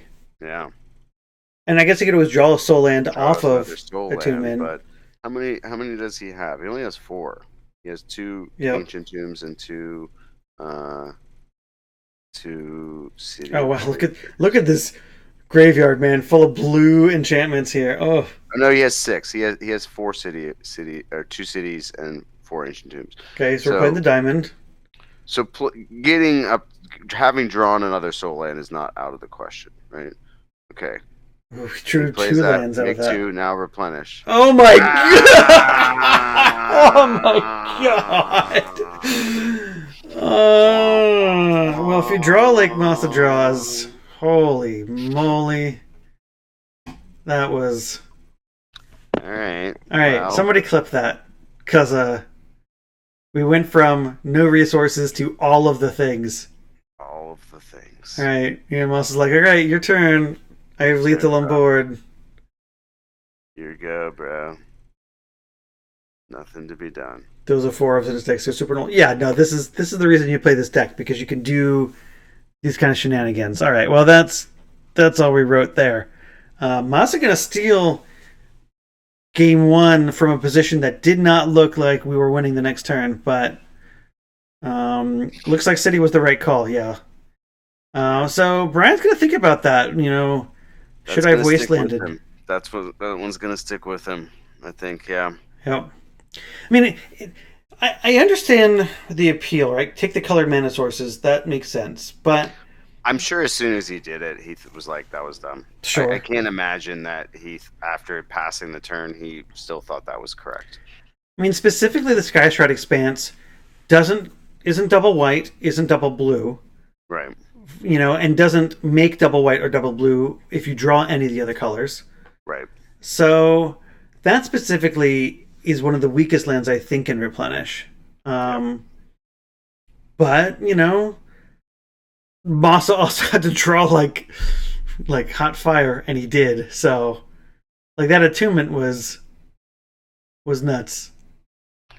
Yeah, he would have gone off a turn or 2 later anyway, but maybe we rip something relevant. Maybe we rip Withered Wretch and play it before he gets relevant. Yeah, take the cards out of the graveyard we don't want and be able to play our lands. Take the tides out of the yard and have a shot. It's hard to tell. It's tough. It's tough. Masa drawing real hot, so you can't discount that aspect of it. Is again, you got to get him to cool off. You got to cool him down somehow. And for Masa here, not much you need to do. I think you just stay turbo. Yeah, I mean, maybe we bring in the True Believers to tackle the Null Rods, but Withered Wretch still kind of gets around them. True Believer is great. It stops Hypnotoric and it stops Cabal Therapy. Yeah. True Believer, I'm here for that. True Believer could be fine. Yep. Double white. We haven't seen Masa's deck consistently making double pips. So yeah, not on curve anyway. But yeah, I think that makes sense, right? We could cut maybe some amount of the Sealy Cleansing. Probably fine. I mean, unless we're really worried about the glooms. Yeah. Then maybe we cut the Rhystic Study. I keep going to Rhystic Study. I don't think this is a Rhystic Study matchup. No, I don't think so. So that seems fine. Yeah, interesting. All right, well, let's see what Brian has. We've talked about it before. We have the glooms. Yep. Those seem fine. We don't have enough engineered plagues to name. Oh, there's no. What creature types are these things? Are they their own creature types? Or are they just non-creature typed enchantment creatures? Could you even like? Can you name enchantment Can you name with engineered plague? right or like? Do you have to name opalescence? I wonder. Because I would think, okay, is there a scenario where we get all 4 engineered plagues and kill 4 drops? Nope, can't. Yeah, they don't have creature types. Okay, so engineered plague bad. Um, Perish doesn't kill. There's nothing green, so we just have glooms and Tormod's crypts. Yeah, I think that's easy, right? Glooms and Tormod's crypts. Gloom and Crypt. Maybe Bad Moon to speed up your clock. The problem with Bad Moon is it's an enchantment that gets removed when I mean, I guess if we're assuming if Opalescence is in play, We probably lost. Yeah. So I think I don't know. Um, If you spam 1/1s or 1 drops and then drop Bad Moon, it's pretty good. it could be. It could be a fast clock. We'll see. Yeah. Interesting to see what's going on now. Very importantly, we've already missed a little bit of action, and Brian has started with a powerful turn 1 with a 1 drop and a crypt. A crypt. All right, Brian, good job. Masa will be able to probably sequence some things around the crypt, but it's going to affect the speed of his deck. Yeah, for sure. All right. We see him ditching the City of Traders, getting a True Believer, and double playing. white pips as required. All right. Well, we've got the True Believer. We've checked the. Ridiculous. Judge. All right. So did we keep in the snuff outs? Smother is good too. I mean, Smother's good against True Believer. It's bad against everything else. Yeah. He's playing it. Smother. Let's see. No, this could be a Withered Wretch, which would be a fine answer to this. Yeah. Bad Moon. We did bring in the Bad Moons. Okay, so Brian is saying that you're a combo deck and I need to race you. Attack. Yeah. Are we attacking into this 2/2? Yeah. I think we absolutely attack. Battle for 2. Let's go. Battle. You're not blocking. All right. I mean, I definitely want a game 3, so I think we're both rooting a bit for Brian here. Just sure. Yeah. Extend our night, give the viewers their money's worth. Well, see, my overall problem is that Replenish has now been, succeeding very, very handedly on stream, and it is a deck I never prepare for or play decks that can beat. So, don't play this deck. You have to be Masa in order to play this deck. Team Serious deck. Next time we're all going to take our study course. We're going to do our stack homework. We're going to get all stacky. Yeah. Oh, here's a Priest of Gix and a gloom. That's hot. That's pretty hot. I like that. All right, so that takes off the infinite parallax. All right, well, you know what? That may not, because we can remove the gloom by paying 2 mana or 3 mana, and then we can remove everything else afterwards. But we're a long ways from that now. So yeah, I think Brian is setting himself up for not a quick win, but hopefully a clean win. The great thing that Gloom is doing for Brian here is it's making. I mean, obviously the white card's more expensive, and the white things to activate is a big deal. But it takes away half of Moss's deck in this position. Replenish, Opalescence, and Wave are all white cards, and now they cost 7. Tide is going to be good. It's going to buy Mossa some time, but I don't think it's. It's not extremely good right now because we got the Bad Moon. We have 5 power. Yeah, we have 3 5 turns. Power, 3 turn clock right now. We would really love to have our lands back so we could cast the Cabal Archon that's probably in our hand. But it is what it is. Or the Withered Wretch. It's a Withered Wretch. It's a Cabal Archon and a Withered Wretch. Those are those 2 cards. Yeah. No, but this is definitely the type of game Brian is wanting here. We'd probably feel a little bit better if this Tormod's Crypt could activate. But we got the Gloom. Gloom's going to buy us some time. I'm hoping. I mean, eventually this trooper leaver is going to be on blocking duty, and that's fine. Which is fine. Which is fine. You know, in this position, I'd almost block this priest to get fat sooner, buy us a bit more time. Yeah, slow the clock a bit. You know, my graveyard isn't full of anything right now. True. I mean, he has 5 cards in his hand that Masa does, right? Well, that's true. There's a ton of cards. Frantic search. End Okay. of turn. Or is it they pass the turn? I feel like in Masa's deck, there's not really any risk to waiting or to like pulling it off at the end step. I think we can just do it during our own turn. We don't really lose a lot of equity there. I don't think we get an extra draw. Maybe, extra draw step. yeah, you get this draw step, but also if you're not replenishing, then you maybe want to start your turn untapped, so you could. I don't know why you would care. Yeah, that's. I think in Masa's deck specifically, there's not a lot of. Or in probably most decks that play Frantic Search. I don't know what the. Unless you're, casting it with a Mox Diamond instead of a land. Yeah, it's true. Might see Intuition for 3 lands. My intuition is telling me I need more mana. All right, chat. If you Intuition for 3 lands here, what 3 lands are you getting? 3 Ancient Tombs. Okay, we discarded a wave and maybe another wave, 2 waves. I doubt we would have put 2 waves in. Okay, 5. Now 5, 6. 1, 2, 3, 4, 5. 6. Aura of Silence. Okay. This is going to blow up Gloom. Okay. Interesting. Okay. I mean, it's still taking a lot for Masa to do this. It indeed is. But Masa is not setting himself up for win, but it does depump the guys if he goes for the Bad Moon. We're going to. Well, I think what's going to happen is we're going to hit Gloom. We're going to drop down to 3. We're going to untap and cast Replenish.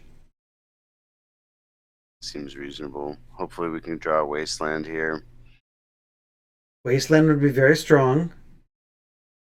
I don't know if it would be good enough.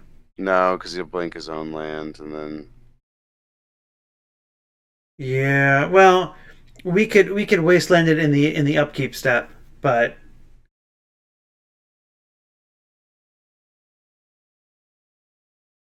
All right, let's see. Let's see if we have the Replenish. Maybe we're just trying to give ourselves the out. Because now we really can't.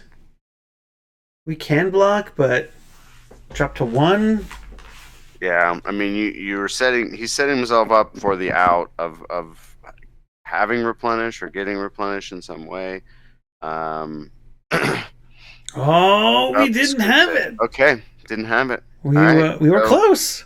Hey, Masa obliges my desires. I asked for a 3rd game, and he heard me, I think, and said, "Yes, Raja, I will do that for you." So, well, we always love in the booth a finals that goes to 3. So, indeed, here we are. All right, game 3, everybody. Game 3. Okay, chat. Who are you rooting for? Do you want Clerics to come out victorious, or do you want Replenish to come out victorious? Kind of. I'm still rooting for my Clerics. I want them to win. Brian was a nice guy in our match, and I would say he would be a fine champion. Also, though, I do like when Masa does well, because I feel like, that gives you guys a good marketing, international marketing. It does help, yes. No. Yeah, so I feel like either storyline is pretty good. Brian was sharing he's got like a whole weekend of Magic. He's playing this event tonight, and then he's gonna get to play pre-modern this weekend over the board paper. So yeah, he's got a lot of fun stuff going on for him. So I mean, this is a good way to start the weekend. Start that week. So yeah, well, win or lose, I think he can hang his hat on this so far. Oh yeah, it's been pretty good. This has been wonderful. And like I said, this is Brian is kind of new to our leagues. He's played in one previous league where he top 16 with a 4-2 record. and now the subsequent league is top 2. Not too shabby. All he does is win, win, win, no matter what. So I was noticing the playmats, the contrast in style of playmats here. Yep. What is Masa sleeves? Are they soldier tokens? I think that is Sarah, the Planeswalker from Modern Horizons. Ah, okay. That is the Sarah Planeswalker, if I can recall correctly. Can you place his art? What is the art on his playmat? Oh, that is a no. I cannot place his art. Is the answer to your question? I don't know that art. I don't think it's not a card. No, it's not. I mean, there's a signature in the bottom left that probably tells us something. I cannot see there, but reset them life counters. So we're looking at 7s. Masa kept his 7 and jamming an island. Goodness gracious. Come on now, Brian. This is your chance, buddy. You got a therapy? Get a therapy? Therapy replenish? I think we didn't name replenish last time and on the first therapy, and it came back to bite us, right? So I'm going to guess he's going to go for replenish. Oh, but opalescence. Ooh. I mean, you don't want to do too much work for him, I guess. See, yeah, that's the trouble with the replenish deck, right? Is you can take these good cards out of their hand, so they just cast replenish, and you get them all back, and it's like as if you did nothing. Here's strategic planning. Okay, strategic planning off the top is pretty solid, given the context of the rest of this hand. We don't have double white or double. No, we have double blue, not double white. So these opalescences aren't doing anything yet. The wave isn't doing anything yet. We have a frantic search and a soul land. Okay, I like the strategic planning. Right, we drew that. That seems better. Frantic search makes your double pips next turn though. So yep, it's not looking good for Clerics. Moss's video froze here. Let me refresh a few things here. Did it freeze? Well, his the stream seems to have frozen. Oh, so did Raja's? Okay, there we go. You're overheating, Rob. There we go. Apparently, because we passed the turn, and we didn't have a follow-up on turn 2. So, my goodness. Shields down. So we must have a really good 3. Using frantic search to make his double white. It looks like. Yeah. We can make double white, so we can cast one of these spells if we need to. We're going to take a lot of damage to do it, but we can. More importantly, we could find an opportunity to replenish. Yeah. Okay, we're going to put wave. Yeah, wave and opalescence. So he's just setting it up. Maybe he has it right now. Yeah. If we just have the replenish now, then creatures are gone for this work. Because even the gloom won't get us out of it unless we can somehow double gloom. There it is. Okay. Yeah, that's probably enough. Because I don't think... Opalescence plus wave. I mean, it beats. There's beats. What can we do? Well, if we cast gloom... Parallax Wave can just remove the gloom, and then it's free to remove everything.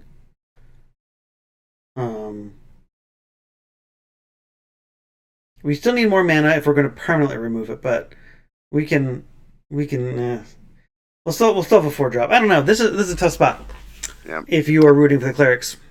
Yeah, I think the Clerics deck is done for today, but we'll see. Maybe there's a line I'm missing. Okay, Priest of Gix, that makes sense. Into that's gloom. Not. Yeah, that's probably what we kept the hand off of. Priest of Gix. He's gonna blink the Priest of Gix. Oh yeah, then that way we can't flashback Cabal Therapy. No, he's gonna do the thing. He's gonna blink and then blink his thing, and then. Brian just loses. He just loses. Yeah, we should have cast this. We should have cast this Cabal Therapy. Yeah. Yeah. It's The play that I called from the beginning, right? yeah. So Brian's going to get infinite mana, and he's going to get a second main phase. So we might be able to cast a Withered Wretch and dump it all into there. We're not dead yet, but we are in a tight spot. What are we going to do with 15 million black mana? Yeah, I guess if he has Withered Wretch, then We're okay. we're okay. Yeah. We have Drain Life. It's comical. We don't have Drain Life in the 75, obviously, but how cool would that have been, right? Put that in there. But hey, like this is a cool finish, right? We are killing our opponent with their own Priest of Gix. Gloom is a creature right now. Well, yeah. So this isn't a long-term play, even if these shenanigans aren't happening, right? Gloom is on the stack, though. So Gloom is on the stack. Even if Gloom is in play, Masa can untap, remove Gloom for 3 mana, and then do the same thing anyway. But Brian is trying to understand that he's about to make 1 million black mana in his mana pool. That he does not want. No. He doesn't want it. Because we have Mana Burn. Mana Burn's in this format, everybody. It's thinking, wow, I did not realize this was going to happen. Because I don't think he did realize what was going to happen. Nope. So we're going through the motions. Now, remember, Masa's coming in from Japan. English is not his first language, so it may take a moment for the players to communicate through the language of Magic exactly what's happening with this complex stack. Masa is an absolute champ for playing this deck, in a format, or when English may not be the first language. So, okay, so we're gonna see what happens. What can Brian do with infinite mana? Okay, so Masa didn't do that. He just removed it permanently. So he blinked, and then blinked. Okay, see, missed opportunity. Yeah. I mean, I don't know if it'll matter, but yeah. I wonder if he was trying to do that and we didn't quite get there, or if we just missed it. Explain it properly, maybe. All right. Well, we're gonna remove Gloom. Yeah. Did we? Okay, we drew second Soul Land, so we could do it for 6. Okay. Well, Brian gets an extra turn that I don't think he would have gotten otherwise. Yeah. But yeah, I mean that's what we were thinking, Honky. I mean, if he had other stuff in his hand, he would get that mana to use. The only thing I would be worried about is more Glooms. Everything else is fine because you can deal with it with the Parallax Wave. But hey, Masa's the one piloting the deck. He knows what he's doing. He does. He knows about. He's been around the block. Like we said, his last top 8 was in 2003. 2 years or so. He's been playing this deck a while. 2022? Yeah, I did play 2022. You're right. 3 years ago. He's been playing this deck a while, so he knows what he's doing. Yeah, definitely in the driver's seat. Yeah, I don't see how Brian's getting out of this shenanigans, but we'll see. So there's a world where I sometimes sideboard in cursed totems for this position. So then, at least they're just big 4/4s that do nothing. Yep. But 2003 was middle school for sure. Yeah, no, 2022 was when he last made a top 8 appearance with his deck, where he won. I do want to take a moment to appreciate the fact that our league, this is school's out for the summer, is ending right as school is starting across many of the across the United States. So, at least here in Texas. Therapy. Okay. What are we even naming Opalescence? Okay. Sure. And there's Intuition. Okay. If only we had something that was pro-white. Yeah. Withered Wretch hasn't really come into play this game. Necropotence is a creature, everybody. It's a creature. Can block. We'll still get to draw cards. We'll get our cards, but again, like now that Masa has 6 mana, I don't think we have the resources to get out of this. Yeah, I don't think so, because he'll be able to reset himself infinitely. The only way to interact there is you have snuff out, right? When you do the last counter to blink it, and they put that on the Yep. stack, you could snuff it out. Yep. That would be the only way. We don't have enough So glooms in our deck anymore. We only have 2, and we need 2 to hit the field and simultaneously. if Brian's life total is correct, then there's some world where he gets there. I think I don't know exactly the sequence of cards. I think it has to involve snuff out, like I said. It has to involve, he's going to block with Necro, right, this turn. So he'll unlock himself to draw again. He'll fade damage, right, and Well, you know what's happening next turn, right? On Moss's side, we're going to Intuition for Parallax Tide, cast it, and then Brian will have no permanence in the game. no permanence. Yeah, That's what's wait, happening. Isn't there a tide down already? Is there just one tide down? I think there's maybe one tide. It shows you had 3 more in the deck. Yeah, but if there's 3 left in the deck, sure. Or if not tied, then replenish if we had to. Yeah, but so you could go 2 plus 1. Yeah, sure. So this might be the last turn Brian gets to cast spells. Right. We're going to be tapped out. We're going to maybe draw some cards, but Masa has the resources next turn to get a Parallax Tide into play. And with Opalescence in play, that means Brian will never be able to have lands or creatures. And we'll have maybe a flawless victory here because we could remove the Necropotence since it is a creature. Yeah. But we have the island in hand. We can untap Intuition. Island makes 4 mana. 4 damage. We have double 4 damage. We'll take 4, but hey, Well, that's the whole point, though. We didn't get enough pressure from Brian to make that 4 damage matter. Yeah, not having an interactive 2-drop hurt, and missing on the Cabal Therapy might have made a difference. I mean, Masa drew pretty decently. We had the Soul Land here. Yeah. It's just being on the play, right? Just being a higher seed does make a difference in these cases. And we're seeing that here. For sure. Getting to go first twice. Okay. Something we didn't see got exiled, but yeah, they're exiled. Yep. How many players were there? I think we said there were 39. I actually can take a look. I have a roster pulled up. Let me let's see. Registration. We had 38 players. Yeah, 38. Okay. 30 is pretty good. Pretty sizable. Our largest, I think, was 51. So here's what you do with Intuition. Tide. Yeah. Just like I said, Masa's just going to shore up the game here. Maybe we have snuff out. Snuff out's not good enough. You can't interact with the combo once it's executed. That's the problem.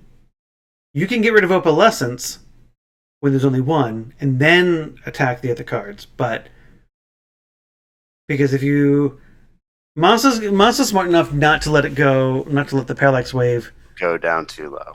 Too low. Well, there you go. He has enough counters on it that he doesn't need to. Yep.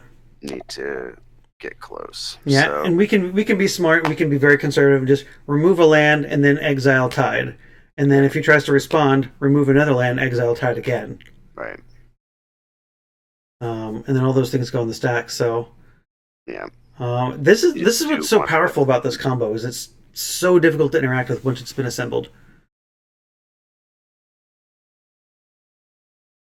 So put all 4 triggers on the stack. We're going to bounce it. So you get your land back before they're removed, and then they get removed. And no more land. And then we're going to blink our wave. Blink Necropotence. Okay, so flawless victory. All right. Minus the cards in hand. Good job, Brian. Good job, buddy. This is definitely a way to win the finals here. Week 1 next week. Speaking of Future Stones events, we do have the Hurricane coming up, which is an old school vintage event in Houston. Details in our Discord.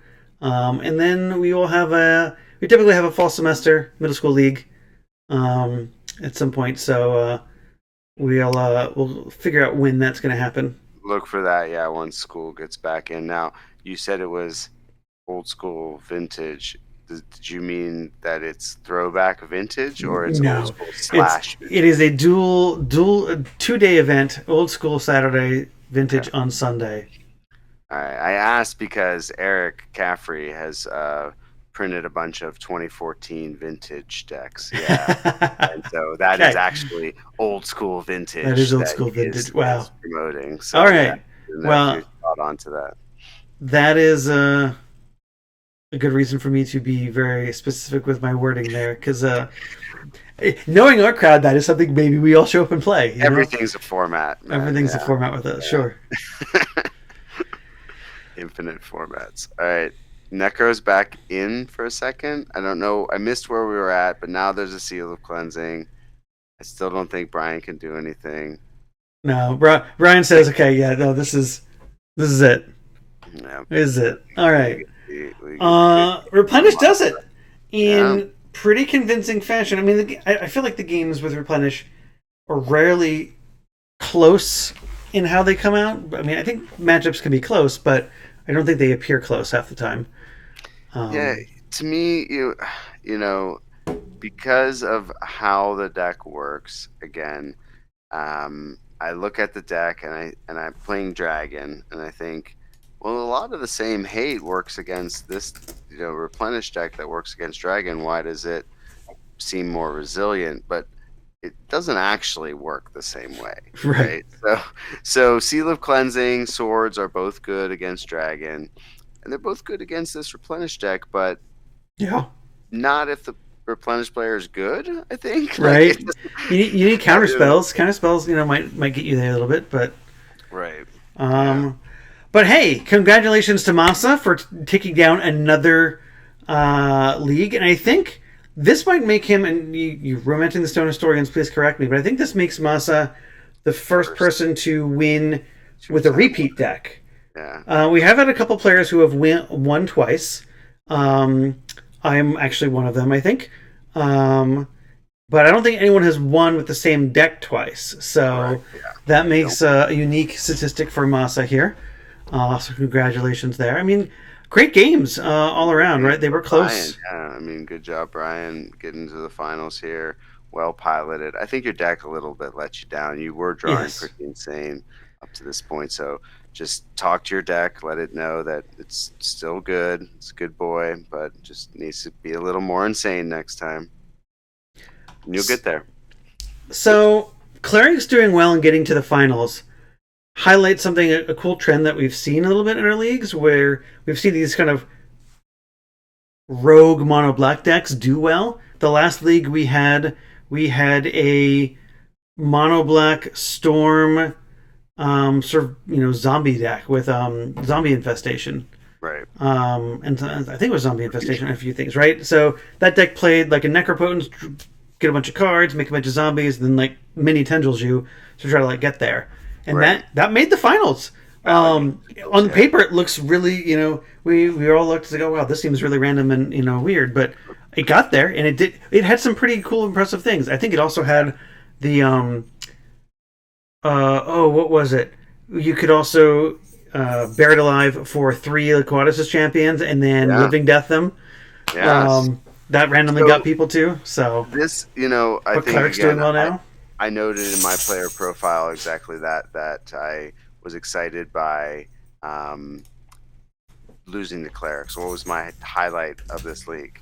I put losing the Clerics. Right. Because I just felt when I realized what the deck was, I felt good about it. But then stuff like Withered Wretch and Cabal Archon and things like that. So I like the synergy. I think it's a good blueprint for anyone who wants to mess around with it. Sure. I'd be interested in maybe maybe it dilutes the deck, but you have more mid range with the white, and you're adding stuff like Gerard's Verdict and swords, right? So Yep. I really like. I think it's a good blueprint of Clerics in I middle think school. so. I think one of the things that in pursuing a completely different archetype, I discovered Soul Land plus Priest of Gix as Yeah, a. I thought it was just going to be medium, just a space filler because we don't have Dark Ritual, but it actually serves a really good function. You can right, get the same sort of tempo effect of having a Dark Ritual by using the Soul Lands and then right. turning it on to 3 black mana. That's been very powerful, And you got to and do. and we get a dude. That's also been pretty key too. So that fits very well in the cleric deck. I think the cleric deck takes advantage of it very well. Yeah. I'm pleased to see that. That's pretty cool. Um, but that's it's kind of cool to see these decks because black hasn't been super powerful lately. I feel like, but we've been Yeah. seeing these mono black decks actually start doing well. Yeah. Um, and some of them they're doing more fair necro. They're more fair necro decks too, which is kind of interesting. Well, I guess to take us out from my perspective, I would just say the top eight. Congrats to Pat and Honky, reminding everyone that blue white is a deck in our format that you Yes, have to prepare for. You have to be ready if you're going to a tournament that's going to be 5 or more rounds. That's playing middle school. You should be ready and prepared for this Landstill deck. So I think we all kind of know it's really good, and it's not always fun, the most fun to play on webcam. So it doesn't get played as much, but thanks to those guys for reminding us it does exist, yep. right? And it's something you'll need to watch out for and prepare for. Definitely. Well, before we sign out, I do want to take a quick moment to just kind of go through and congratulate the players in our top eight that we do have here. Obviously, Masa, champion, congratulations. Awesome. Well played the whole league. Well played in this top four that we've seen on camera. Masa's played in 9 leagues prior to this one, so these stats do not include this current league. So 10 leagues total. Now we can add 3 top eights and 2 league wins now. And that qualifies him again for Invitational. Should he decide to travel from Japan out to Austin, Texas, he is certainly more than welcome to come out and rep the deck for the middle school portion of the Invitational. And more importantly, too, when I was doing some research, he's gotten 9th on Breakers twice in some of these top 16s. So Yeah. we very easily could have seen him in the top 8 and finals, in many other leagues. So Yeah. definitely a mainstay competitor here. And then, looking at Brian, Brian has only played again the one previous league, which he did to a top 16. So we'd love to see new people come and be successful. This is wonderful. We love it. We appreciate it. Please tell your friends if you like pre-modern, want to try something a little bit different, come hang out, play middle school. If you just like middle school, come play with us. I don't know where else you're going to play because who else plays middle school? But hey, that's another thing, right? But yeah, it's kind of cool to see. Well, let's. I'm gonna go from the top here. We're gonna go and say, hey, look, this Raja guy. Who's this Raja guy? Yes. Raja, you've played in 12 leagues prior to this one, so that's 13 total. How's that Yeah. feel? It's cool. I asked you. I think you said we've had 16 leagues, so I've missed 3, which was more than I thought I Yeah. had missed. But 17 leagues, including this one, and this is marks 5 years of romancing the Stone Middle School leagues, where we started kind of in the middle of the pandemic as a way to keep playing Magic, and we just showed up with something in the middle of the summer. And this league started about the same time we started that last league 5 years ago. So yeah, we've done quite a bit in those 5 years, and we love all the players who have routinely been showing up and having fun, finding some success. Um, that's been lots of fun. What you played the World Gorger Dragon deck, so cool combo deck in the top 8. yeah. I've been playing it a lot this year. When I picked it up and started playing it, I got some tips from the creator about some of the lines, and you get to do stuff like with a lot of stuff. Again, it's a stack based tricks that you can do with this deck. So you can put Trevor's Ruins into play and cast Frantic Search with Trevor's Ruins trigger on the stack, right? And draw cards, and then tap the mana again with that trigger still on the stack, right? So Yep. stuff like that, the little edges and advantages that you can use to get extra cards or to make mana or get double pips if you need to with Frantic Search. So a lot of little lines like that I've gotten better at, because those are not natural to me necessarily. I got to see you do that in one of the games, and my brain was like, "Oh, you could do that! You stack these triggers, and wow, that's so cool!"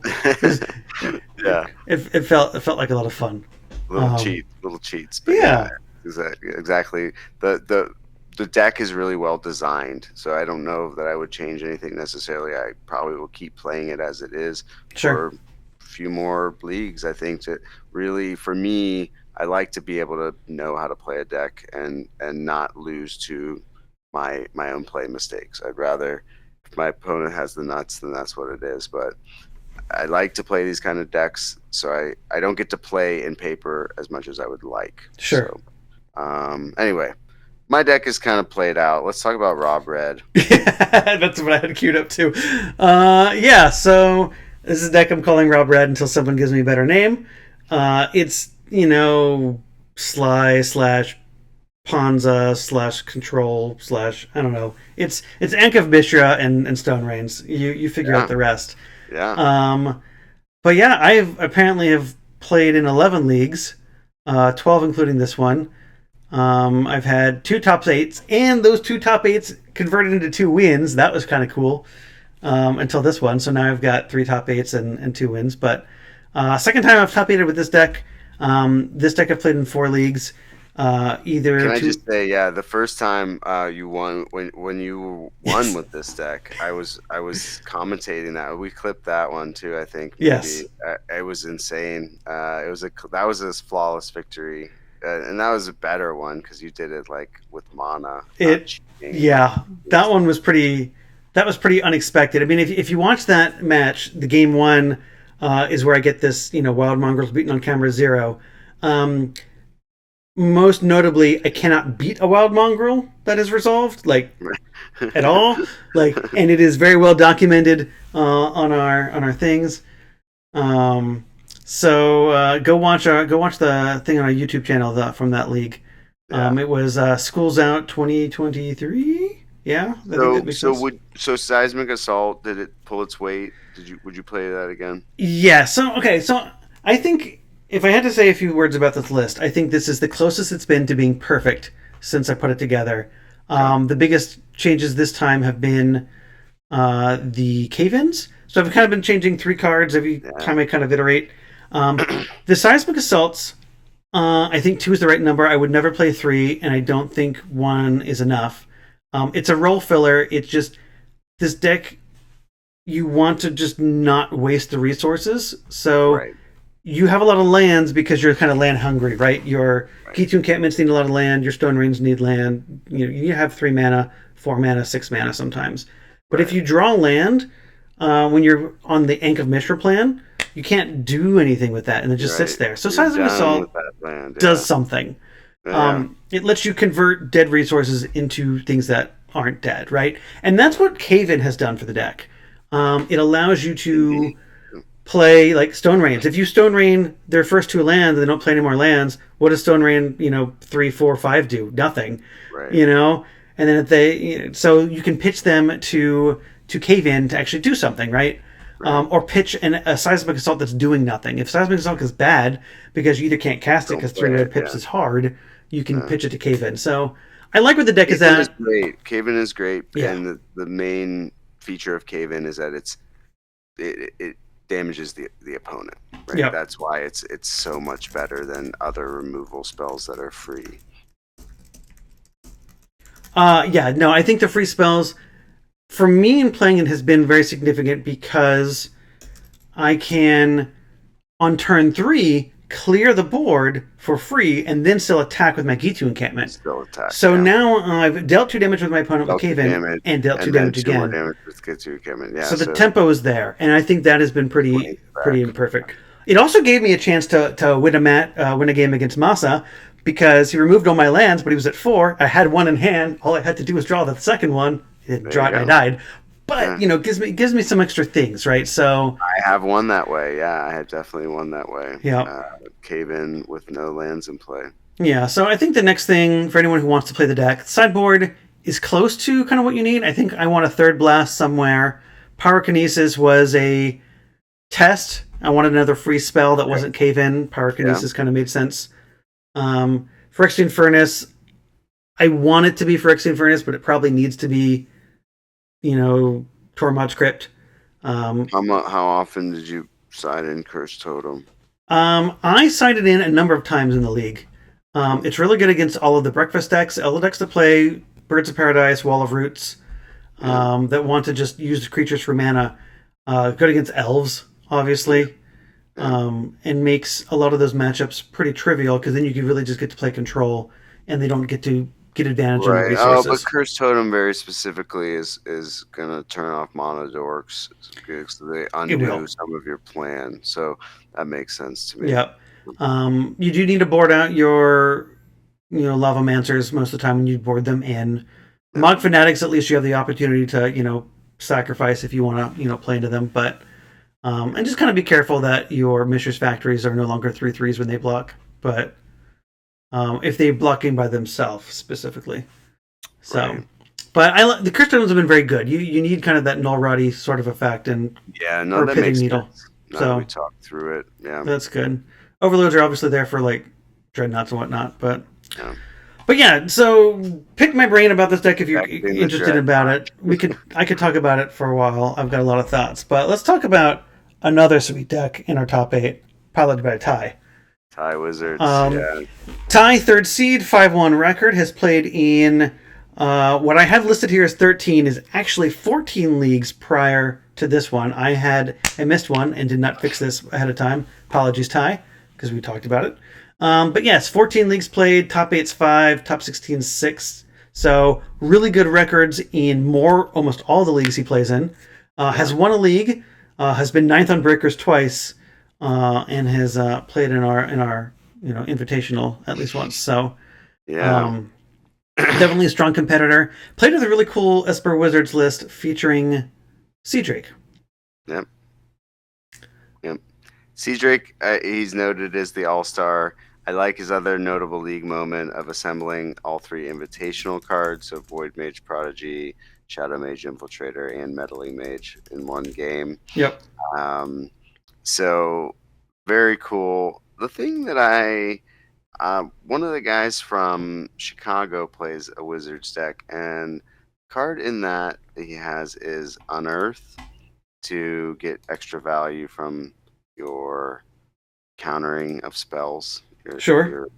But I don't know. I like obviously. I mean, Ty's deck has good construction.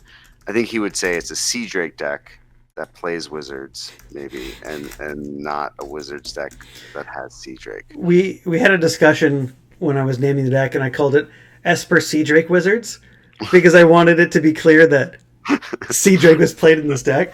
And we had this discussion, and we basically ended up, we call it Esper Wizards because any blue tempo deck in this format is playing for Sea Drake. Right. So you just assume it's playing Sea Drake, and whatnot. And it's like, okay, you got me there. But something that you can do in middle school that you cannot do in pre-modern because it is in Portal. And it is a very strong blue card, right? 3 mana for a 4/3 flyer. That's really powerful.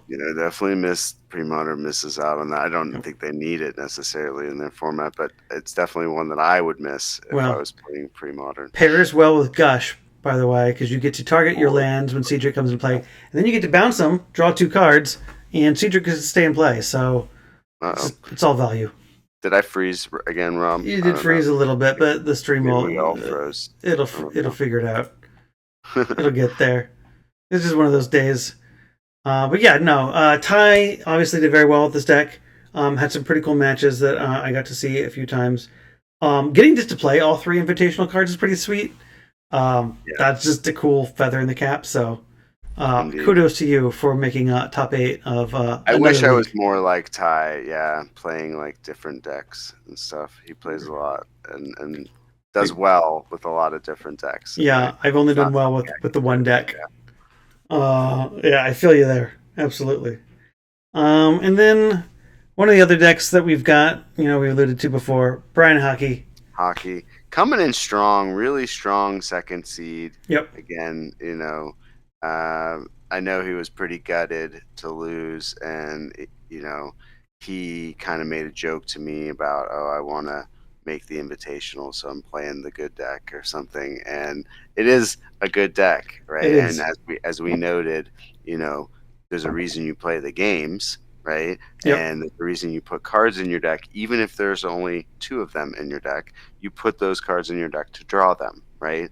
And when your deck provides those cards to you at the right times, and your opponent doesn't get cards provided to them at the right time, then it lines up sometimes against you, and that's what happened to Brian, basically. Yep. In his loss, right? Well, as sad as it is, Brian's stat list is still pretty stacked. If you take a look there, he's played in 11 leagues, webcam leagues. He's got 4 top 8s, 4 top 16s. Best finish in a league has been 4th, but he's qualified for Invitational 5 times through other means, like our vintage events, and he's won 3 of them. And he has. So any attendees at the Invitational are probably breathing a sigh of relief that Brian has not qualified, it sounds like. So sorry to you, Brian, but great run, and good play as always, and I look forward to seeing you at the TSI this weekend, Team Serious Invitational. Yep. This weekend. We're trying to do everything in our power to make Hockey come out and play Vintage with us again after he moved. So yeah. He'll come play. He's playing Vintage with me this weekend. Okay.